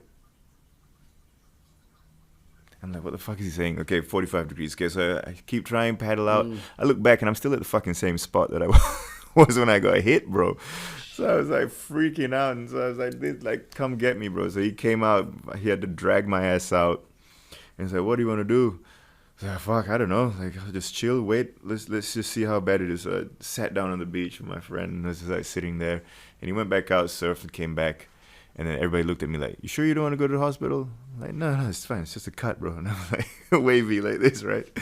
We got back to the surf hostel, and I took a shower. As soon as the water hit, bro, it was like so painful. And because I tied it up, like the bleeding kind of stopped. Went upstairs to the food hall. And there was a doctor there, and he looked at it and he's like, oh, dude, you need to go to the doctor, like right now. Like, fucking go right now. And so I took this tuk-tuk with my cousin, and we like washed out, went out. And I was like, fuck, gotta get stitches. This gotta be shit. Like, I hate getting stitches, man. And so we got into this tuk-tuk. He drives us to this hospital, which is fucking miles away. In the middle of Sri Lanka, in Weligama. No, the hospital was in Mirissa. And so we start driving out to this hospital, finally get there. And yeah, so we get into this hospital. And it's like, what happened? I was like, I got a laceration. I need to get stitches, whatever. And like, the service there is crazy, bro. It's like, you go into surgery like immediately. Oh, yeah? Yeah. That's good. It's good, but I was kind of like, fuck, really? How Like right bad now, is it? like right now, like fuck, man, like I need to prepare for this yeah, shit. dude, because I hate like injections and stitches and all that. Like I'm not into that. And so he's like, yeah, come with me now. I was like, what? Now? Like really? You're not gonna like look at it or do some shit? I don't know. When I go into this room, he wraps the pillow in a fucking black trash bag. You know what I mean? Shit's Puts gonna it get messy. Yeah, and I was like, trash bag, dude. My studio's got crazier like hygiene standards than this, right? I fucking lie down. No warning, bro. He goes in with this needle, jabs it in my skull. Fucking anesthesia, like 6 injections. I was fucking like dying. Yeah, man. 4 stitches, and then I couldn't surf for the next like 5 days. Yeah, right. 4 stitches. Yeah, Okay, 4 so it's stitches. about that. Yeah, but 2. But on the head, yeah, right? like 2 cm deep as well. It's like fucking deep. Oh, 2 centimeter deep. Yeah. On the skull. Fuck. Yeah, Okay. man. Yeah, right. Yeah, it was pretty hectic. Fucking shaved a little spot on my head so I looked like Friar Tuck. No. You should just do like a whole. That's why I shaved my head recently. You should definitely just shave it like that, like a. Nah, but I was bummed, man. It was like a surf trip, you know, and then Yeah, I was like, that sucks. fucking 5 days. Ah. And I remember one of the guys from the gym training. We were training in someone's house, and he cut his head open. Oh, you told me about this. Yeah. But he was fine after like a few days, I think, after stitches. Just maybe just depend on. Yeah, and I was saying to myself, like, yeah, I'm sure it'll be 3-4 days, and I'll be fine. So I started surfing again the 5th day. And luckily, like the last day that we were surfing, man, it was such a good spot. It's this place called Turtle Bay.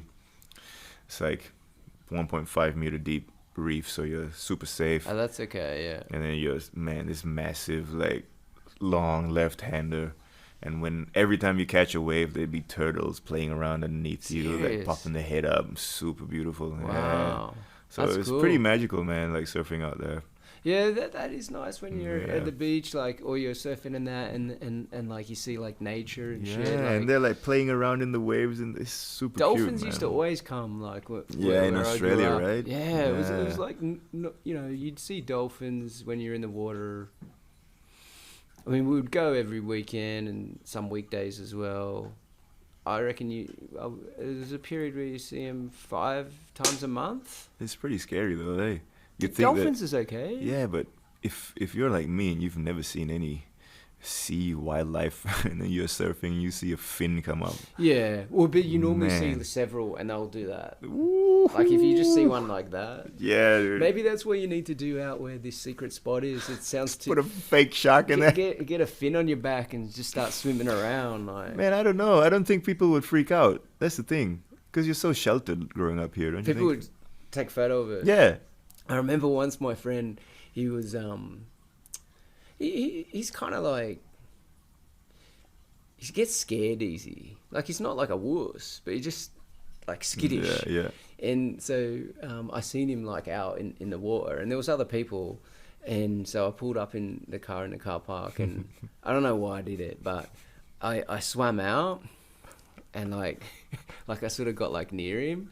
And then, like, you know, like, he's just, like, waiting and waiting for a wave, and I swam under his board and I grabbed his leg like that really hard on the calf and shook it, and he like made like fuck like that, and then like all the other people were looking at him and stuff like that, and then I popped my head up and it was like super pissed off. He said, "You're a fucking dickhead, man."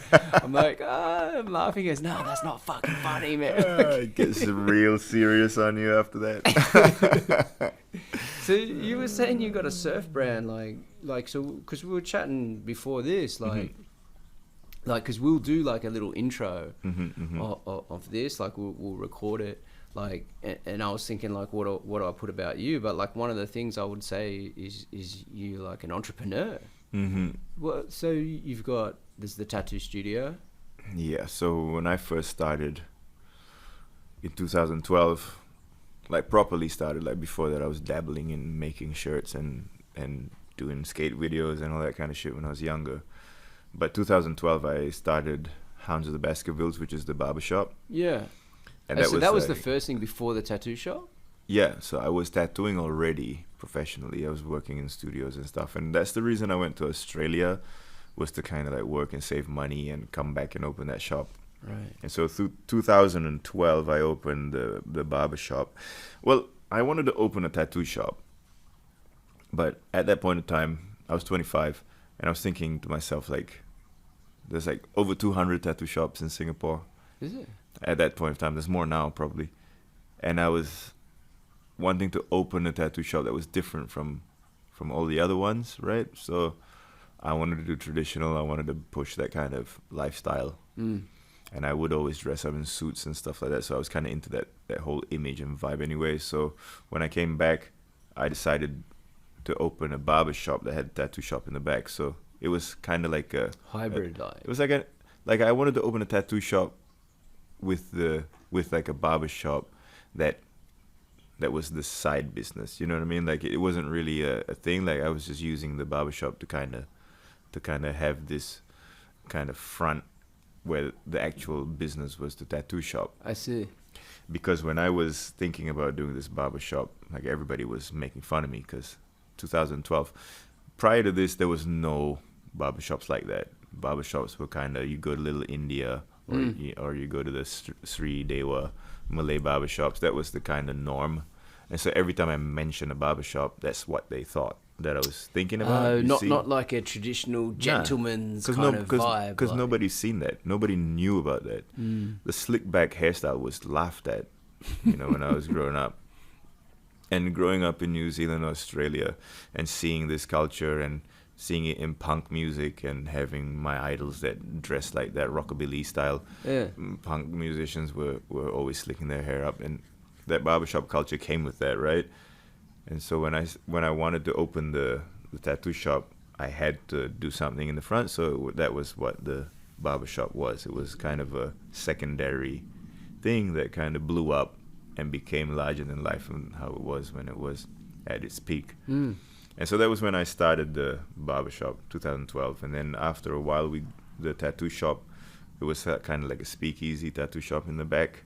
And we had way more artists that wanted to join, so we expanded. And that's when I opened Bada Bink tattoo shop, which was down the street, on the same street. And so that was like a fresh name and a fresh crew. And the barbershop was running independently, separate to the tattoo shop. And then after a while, we moved to a bigger studio in Haji Lane, the tattoo shop, and the barbershop was running well and everything was doing good. And then there was a lot of like barbershop that popping up. Business was kind of slowing down a little bit. And I was sick of the barbershop politics. Even though I wasn't barbering and I was there to see some of the pioneers kind of make their name, I just felt a little bit like tired of it and jaded. So I closed the barbershop and I partnered up with a friend of mine who had a really reputable shop called Gimme Love. And we opened Singapore Electric by Gimme Love in the shop that the barbershop's at now. And so I had the two tattoo shops. And then COVID happened. And then I decided, because I was so bored, I decided to open the barbershop again. And so the barbershop's now back open in Craig Road. That's the one That's the one you went to, yep. And we have a small coffee spot in the front of it. And then my tattoo shop has moved down the street now into a way bigger unit. And that's where I have B-Side Records, the record store, and the tattoo shop. And that's where I put my surf brand. Right. There as well. Yeah. So that's what I'm doing now. Yeah, that's cool. Like, but even like when I went to the barbershop, I'd never had one of those shaves before. Yeah, I loved it. I have to go again, actually. Yeah. But like I could, you got like, there's even product and stuff in there as well, right? Yeah. Like, so you're not just like opening service-based shops. Like you're manufacturing to a certain extent as well, right? 2013, my dad and I formulated and put out a pomade that was made for the tropical climate, Mcleod and Son pomade. Oh, so your dad did it, so it is literally Mcleod and Son. Yeah, that's cool. So that was doing really good in those days. And after we closed the shop, obviously we didn't do it. We had a hiatus of like 2 years. And so now that we've reopened the shop with a fresh new image, and I could do it exactly how I wanted to, because when we opened in 2012, it was super DIY. Like, me and my dad ripped that shop space and gutted it out and did it all ourselves. And so it was nice to have that kind of like money to be able to do it exactly how I wanted. You know, every station is custom made, and everything was like pre-planned meticulously. And so with the launch of the new shop, we've rebranded and restyled the pomade brand. Yeah. Yeah. So it's nice. It's doing really good. We're coming out with 2 more. It's just a nice vibe when you go in. Yeah, It's relaxed. For sure. Yeah, I liked it. Yeah. Yeah, it's nice. I love that shop. I think it's nice to have my baby back open, and hopefully I get to sell it one day. So how did you learn barber? Like, did you just teach yourself? Yeah, so there was obviously the same as the tattooing, right? Like there was no one doing these kind of hairstyles. Yeah, there was. It was called the slope back in the day. So literally you just have to learn how to use the clippers to kind of do that hairstyle and then chop the top off a little bit here and there. But what I did was, because I knew that there was no barbers that were doing that, and I hired a guy who started the shop with me, and he and I didn't have any experience cutting hair. Which is exactly what you want to hear from your barber. Exactly. And so what I did was, because I've been traveling, I had a friend who was barbering in Australia. And so when we opened, I made it a point, because I wanted to run like a tattoo shop. Tattoo shops have guest artists. And so I would have like guest barbers. I'm not sure, but I don't think any barbershops were doing that prior to us. And it became a big thing where guest barbers would come and cut hair here. But I knew that it was going to be a novelty for a white barber to cut people's hair, because no one's used to seeing a barber, because barbering wasn't really like a respectable job back in the day. It was kind of like not like, it's as if you didn't take life seriously if you were a barber back in the day. It wasn't like a serious thing. Or people didn't understand the art. They didn't understand it, of course. And so I wanted to change that. And so what I did was I flew my friend in from Australia, and he worked with us for about a month. And in that month, he was giving us a crash course and training us and getting us kind of up to as far up as to par as we could to deal with the clientele and to be able to start doing it. Because we were doing a small scale. We didn't really expect anybody to want to come cut hair with us, because it was a tattoo shop. And so he taught us how to, his name is Kyle Soulsby. He's got a barbershop, his own barbershop now, called Soulsby's, that's in Perth. And so he came down, and yeah, just people seeing a white dude cutting hair, they freaked out, and it just like went crazy. Yeah, right. Yeah, and so after that, I had like a lot of barbers that were from overseas. We had friends from New Zealand, from England, that were cutting hair there, and yeah, it was nice. Yeah, right. Yeah. What's the relationship between like barber and tattoo? Because they like, I've seen it elsewhere as well, right? And you see like barbers. Yeah, in the 20s. When then they'll have a lot of traditional tattoos as well, right? Yeah, yeah. It's not really the most hygienic duo, because you get hair flying everywhere, and that's not great when you're tattooing. No. And so I think what happened was that in the 20s and 30s or something, in America, New York particularly, tattooing was illegal. I think all the way up to the 80s or something. Yeah, so it was kind of illegal. And barber shops used to have tattoo parlors in the back. At the back? Yeah. Oh. And the sign used to be in the window. You'd look for the sign that said black eye specialist. I see. And so that would be like the symbol where tattoo shops were prevalent in the back, right? Back in those days, barbershops were not just barbershops, they were surgeons as well. Because they used to bloodlet and stuff, right? And dentistry and all these things. And so the modern doctor's coat comes from a barber coat. Really? So barber coats used to be white and long. And so when they had surgeons and they wanted to differentiate the coats, the doctors and surgeons had kept the long coats, and the barbers shortened their coats. And that was the different uniforms after a while. But yeah, back in the day, it was illegal, so people were getting tattooed in the back of barbershops. Right. And so that was the history of how that concept came about. Yeah. That's interesting. Yeah. It's good synergy, I think. Traditional barbering and tattooing in the same in the same place. I don't know, like, why or what it is, or it's just something I dreamt up, but, like, I feel like, and maybe it's now, and pulling from old traditional things, there's a similar culture going through, like tattoos, kind of like the center of it, and then barbering off to the side, and chefing. Like, I don't know, you see a lot of chefs these days, like, and they're kind of like Heavily tattooed. yeah, a lot of tattoos, but also like they got like those sort of rockabilly style haircuts and stuff like that. It's like, the ultimate punk lifestyle. Hey, you're cooking, you can do whatever the fuck you want. It's kind of rough and tough, so I think that's the appeal. I guess. Yeah. Yeah. It's always intertwined. That's what I find as well. Bartending, chefing, barbering, tattooing. Yeah, but they all have this like there's like a style that goes with it. Do you know what I mean? Like nice shirts and you know, like the bartenders will put those elastic things to keep the sleeves up, and some braces going on and stuff like that. Yeah, that was the boom of the speakeasy bar that came around the time barbershops came back into fashion. I think it's got a lot to do with Boardwalk Empire, that TV show that came out. I think that influenced stuff. Absolutely, because Martin Scorsese directed the pilot. Like, it was a big fucking deal back in those days, and it sent shockwaves into the style of the retromania of the 20s Prohibition era. Okay.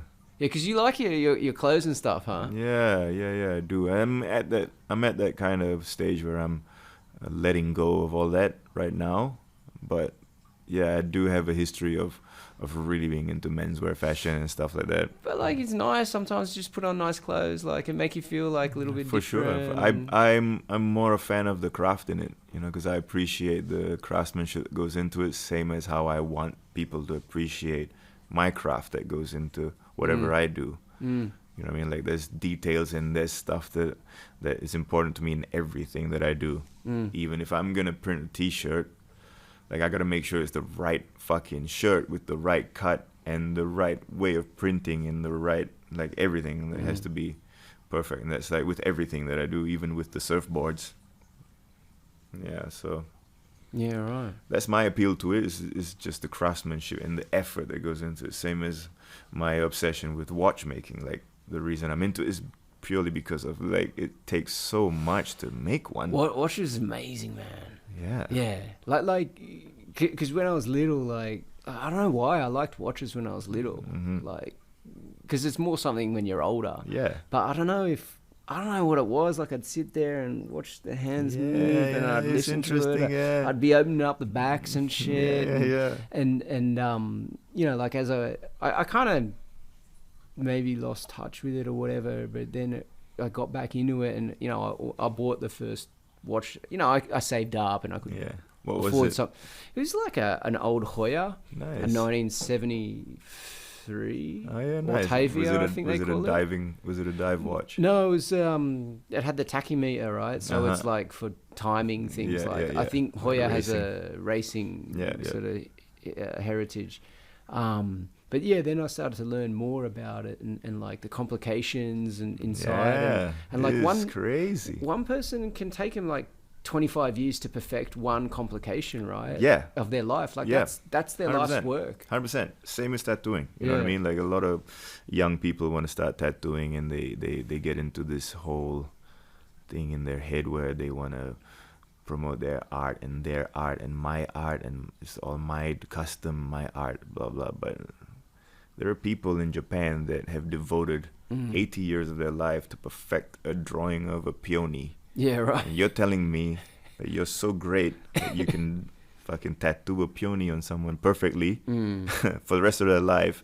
Like, don't have the ego, right? Like, like, look up to the greats, take reference from them. Don't be ashamed of other people's hard work. You know, pay homage.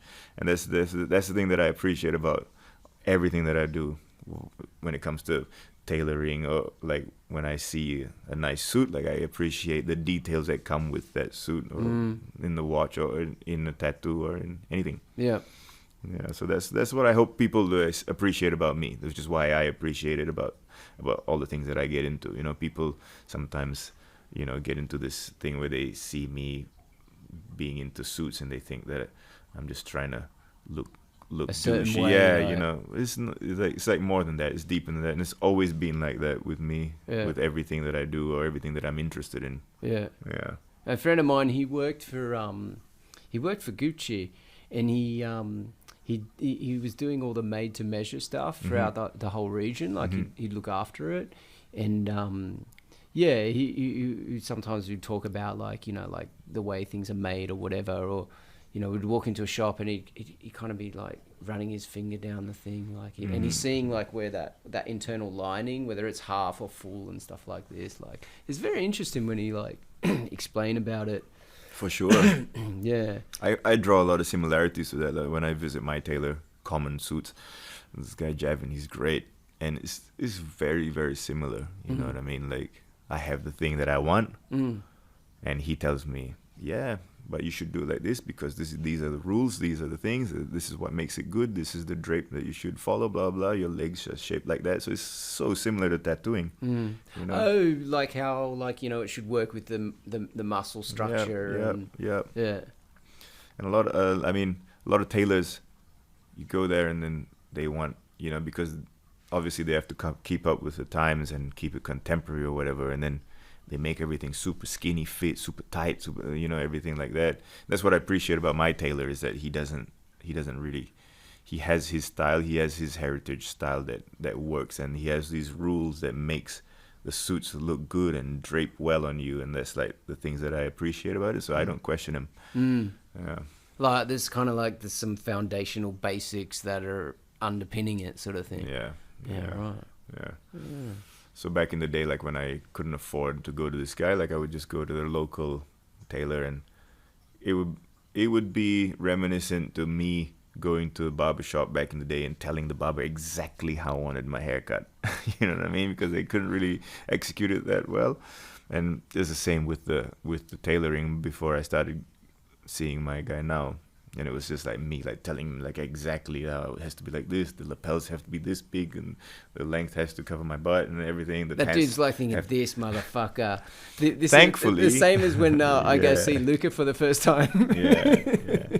Thankfully, the guy that I used to go to is this old. Well, I still go to him once in a while now. Is this older Malay guy who's quite traditionally minded. So he doesn't like that contemporary stuff. So for me, it's like a breath of fresh air when I come in and I have all these super English style, you know, suits that are weirdly softly tapered and softly tailored. I mean, without shoulder pads and stuff. It's nice for him because then he gets to do something that's different from all the other stuff that he does. Yeah, right. Yeah, that's cool. Yeah, it's nice. I'm slowly letting go of all that, you know, materialism, and just I feel the same. Trying to zen out. Yeah, like I think, but I reckon a lot of people after COVID is kind of like I don't know whether it's time to think or just going out less. It's a bit more like decomplicate life or something. In a way, it's been a journey, huh? Yeah, COVID. I didn't think like it affect me in any way. Like, because before COVID, like, in all lockdown and all that, like, I'm not going out that much, or, you know, some people, they have to be around other people to have a good time. I wasn't like that. So, like, when it's, like, social distancing I'm like, it's not that different to how I live anyway, sort of thing. But then, like, over the time, I don't know, I think I don't know, I haven't even worked it out, like how I changed or whatever, but maybe I did a bit, I think. Yeah. I think everybody's changed from this. I think the only constant is change, so. That's true. I was holding on to my previous self like crazy when this shit happened. In what way, though? What do you mean by that? So I was living in Bali half of the time. I was, like, throughout the year. And I would go to Bali once a month for 2 weeks or 3 weeks, and then come back and work for 2 weeks and do the same thing. Like that was my routine. I would travel a lot. I'd go to Europe twice a year to tattoo all over Europe, and I was very used to being that kind of, like, because I was at that point where I was letting go of everything already, and I was like trying to be as minimal as I could, and I had gotten a house in Bali, and I was in the process of moving there. and my dad was already, like, I had moved my dad there already. And so I was single, and I had like figured myself out, you know. I had gone through that journey of like self-discovery and all that. And so that was really precious to me, you know. I was a 95 kilo guy that was engaged, that was in a bad relationship that had ended. 95. Yeah, man. That's too much for you. Yeah, it was, bro. I was a Those fat fuck. Suits need to be double-breasted. Yeah, I couldn't fit in any of those suits that I used to have. So I was 95 kilos. I was in a relationship that was not the best for me. Yeah. She dumped me, and that blessing was like really good for my growth. And so because everybody was busy and I couldn't just rely on people to be there for me, I started going to the gym heaps, you know, because that was the only place I could go and socialize. And, you know, it's like, it's nice because you could socialize, and then you could just be like, yeah, I got to go to work and get out of it. You know, so it was good because I was surrounded by people. I loved the sport. And that's when I started nerding out about us, train like every single day for 2 or 3 years until COVID hit. And so I'd shed all the weight.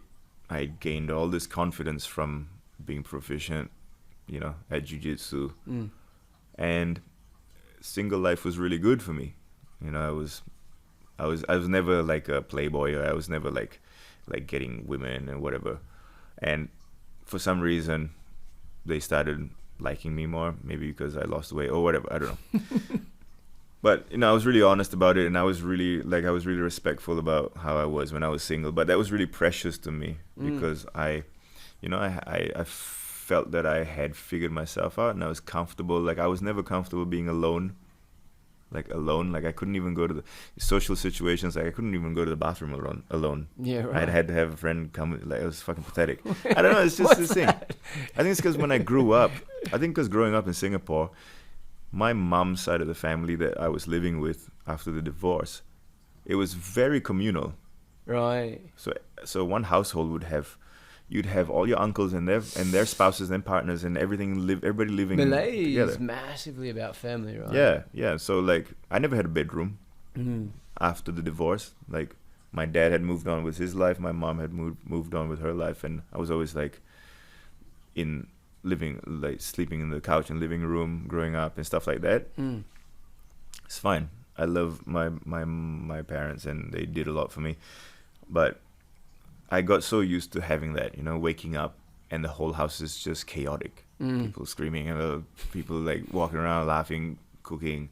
So I was always around people. And so after the breakup, being alone was like fucking with me heaps. So going through that growth and being comfortable being alone was like, it was so precious to me that when COVID hit and having to be stuck in Singapore and not being able to work for 3 months and still keep paying rent and paying everything. Yeah. It was tough, man. And so I was clinging on to that guy that was me before. Like, I was very aware of my mental health, and I was very aware of how I was dealing with loneliness and dealing with not hooking up with women. And yeah, that was a really difficult thing for me to let go of. And luckily after a year, like, I could let go of that person because I knew that things were never going to be the same. You know, I came into this 32 and I'm going to be 35 soon. You know what I mean? Like, women on Bumble stop at 32. They don't put the age up. the filter cuts you out. Man, when I have to enter my age, like, at the thing, and I'm scrolling, that takes a lot longer now. Yeah. No one swipes back. I just mean like any account, any login or anything. Oh, there it is. There's your age. Yeah, man, it's at least 1, 2, 3. Yeah. 1987. I'm still far behind you, dude. Mine's disgraceful. Yeah. Yeah, and so after a year of like kind of dealing with that and kind of dealing with loneliness and being like, do I like this girl? Is it because I'm stuck here? Yeah, Are right. things gonna change when things open up? When are things gonna open up? am I irresponsible for letting this person into my life and then dealing with having to let her go after a while? Like, is that responsible? Blah blah. But they're good thoughts, man. Like, a lot of people ain't gonna think like that. I think not a lot of people are gonna think like that. And so yeah, this 2 years have been pretty interesting. Yeah. So after a while, like, I had known this one girl that was kind of, we were hooking up for the most part of those 3 years prior to me being in a relationship with her, and it was really nice because I was very honest with her, just how I like with everybody else. I was like super honest and super open about how I felt about relationships and how I felt about being single, and my time in my life now is what I'm focusing on, blah blah blah. It was really nice, man. Like, she was she was there, and she's seen everything, right?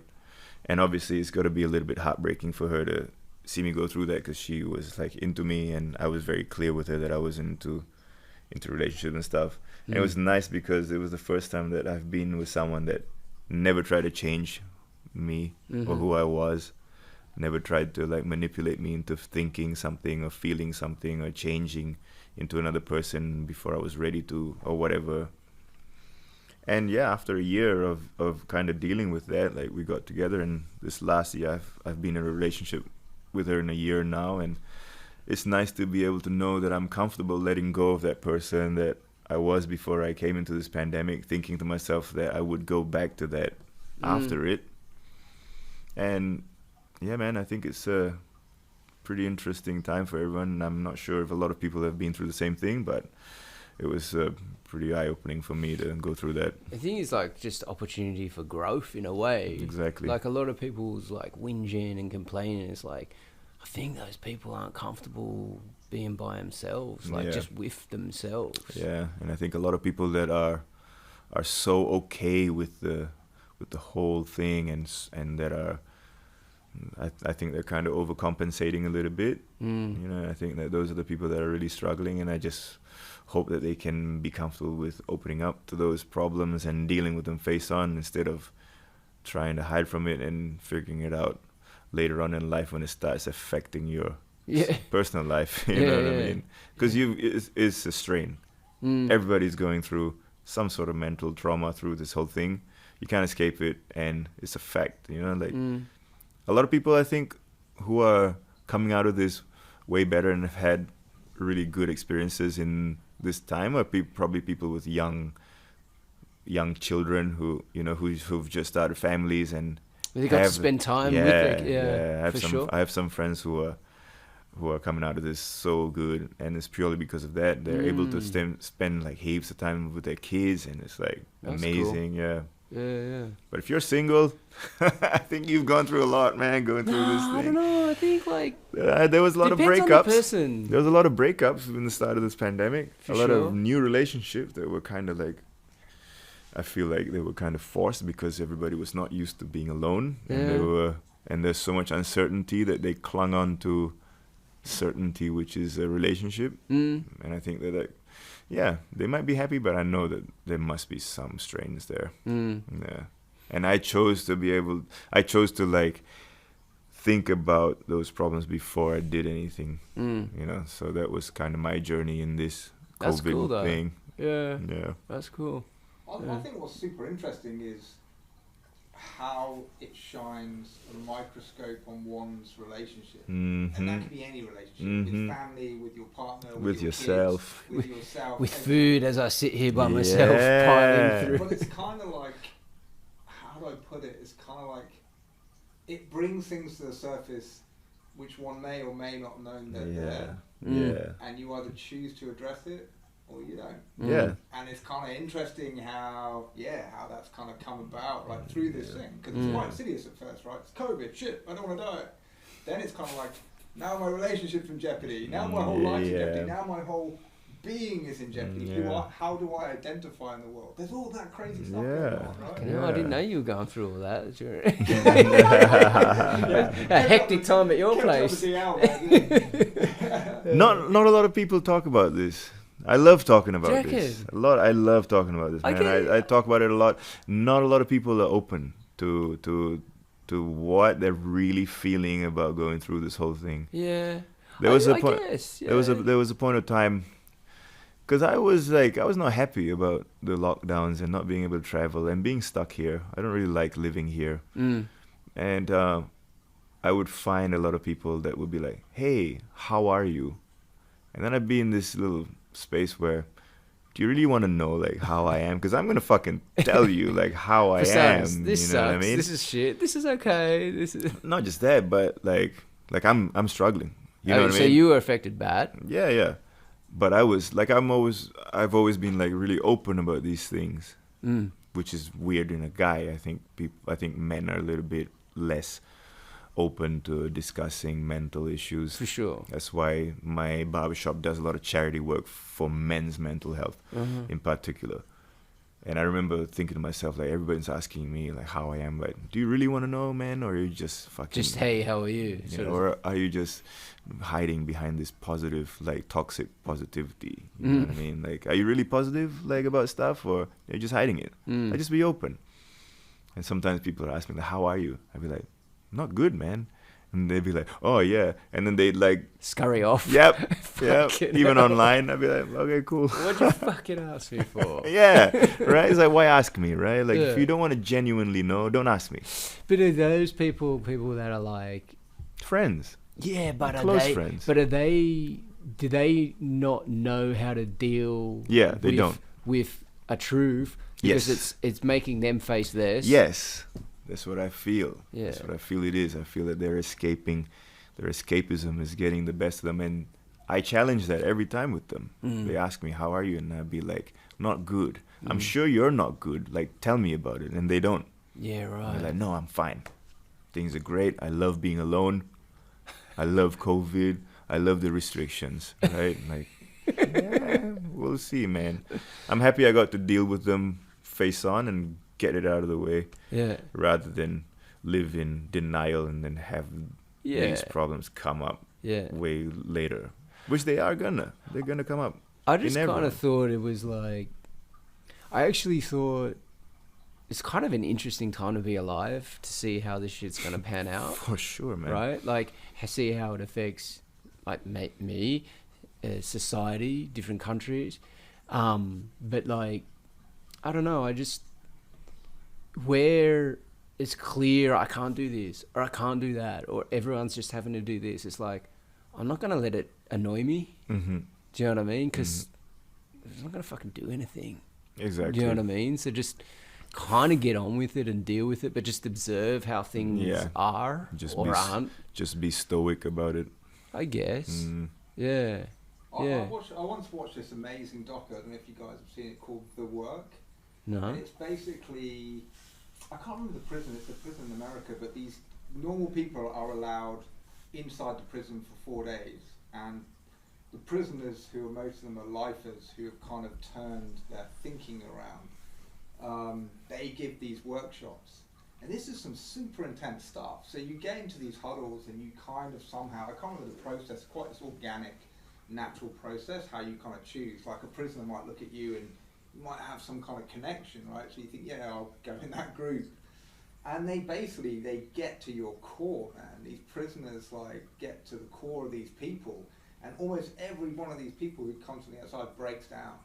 And it's kind of like through, I don't know, how would I put it, through digging in deep and pulling out, emotional innards. Yeah.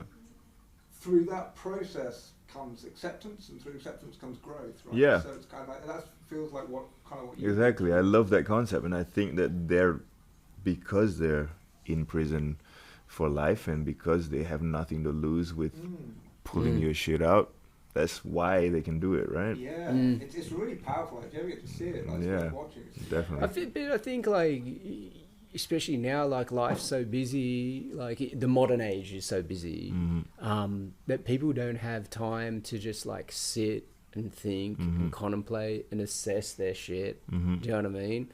Like, whether it's life as a whole or the different compartments that people have within it.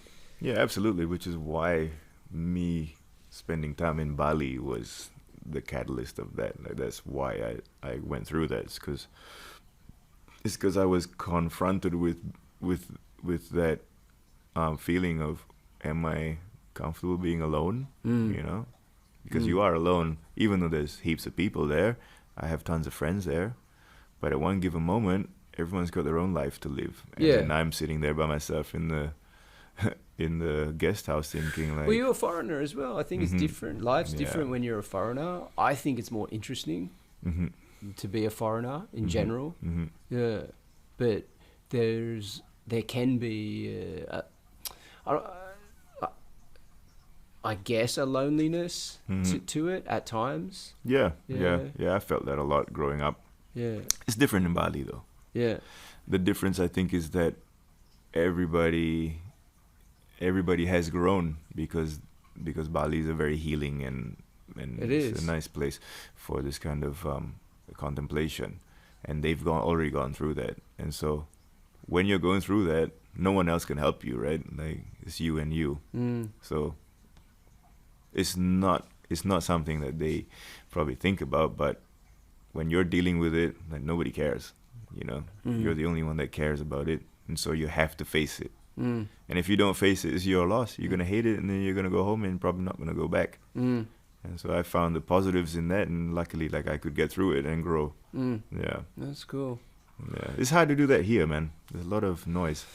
I agree. I think, like, I resisted Bali for so long. Like, I never went there till about, like, 5 years ago. Same.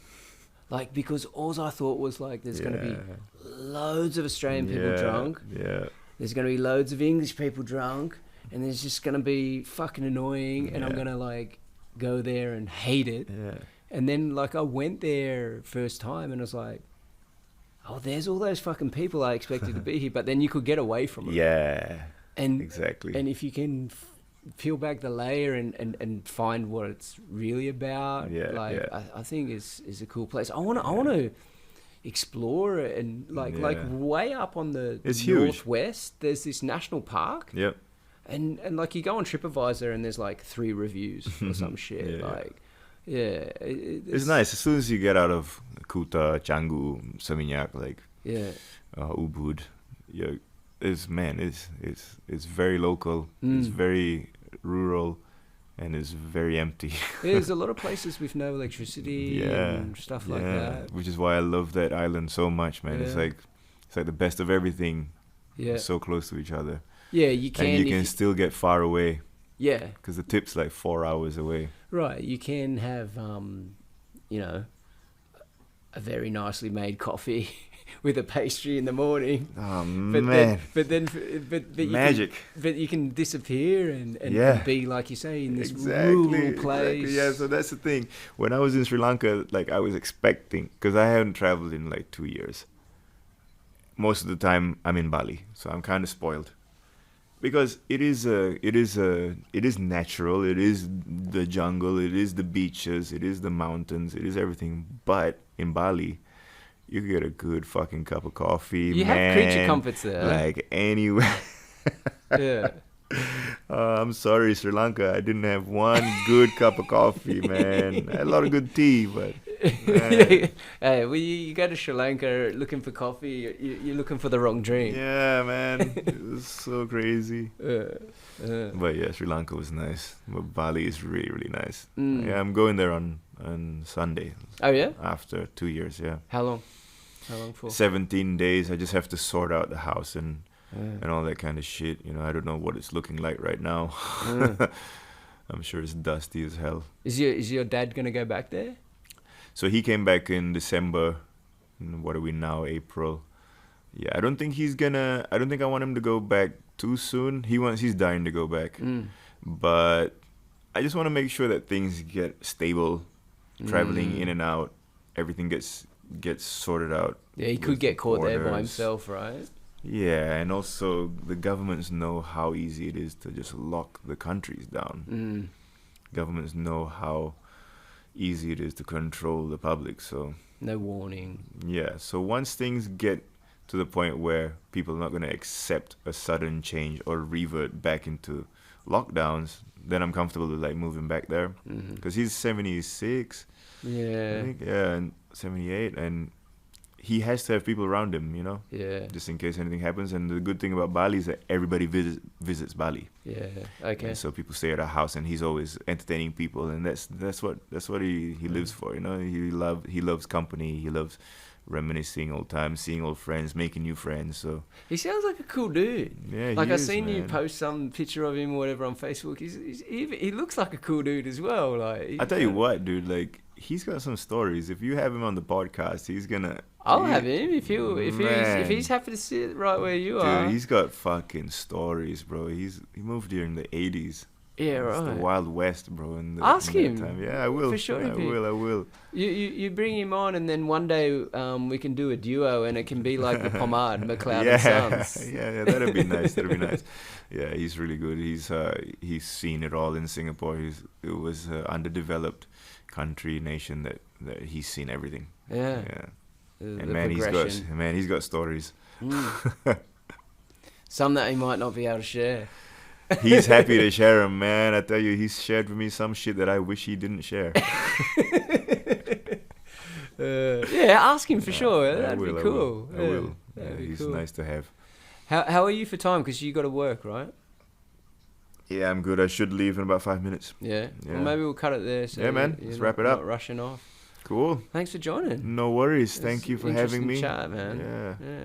Thanks for being on. See you at the gym. I guess And, so. yeah. Thank you.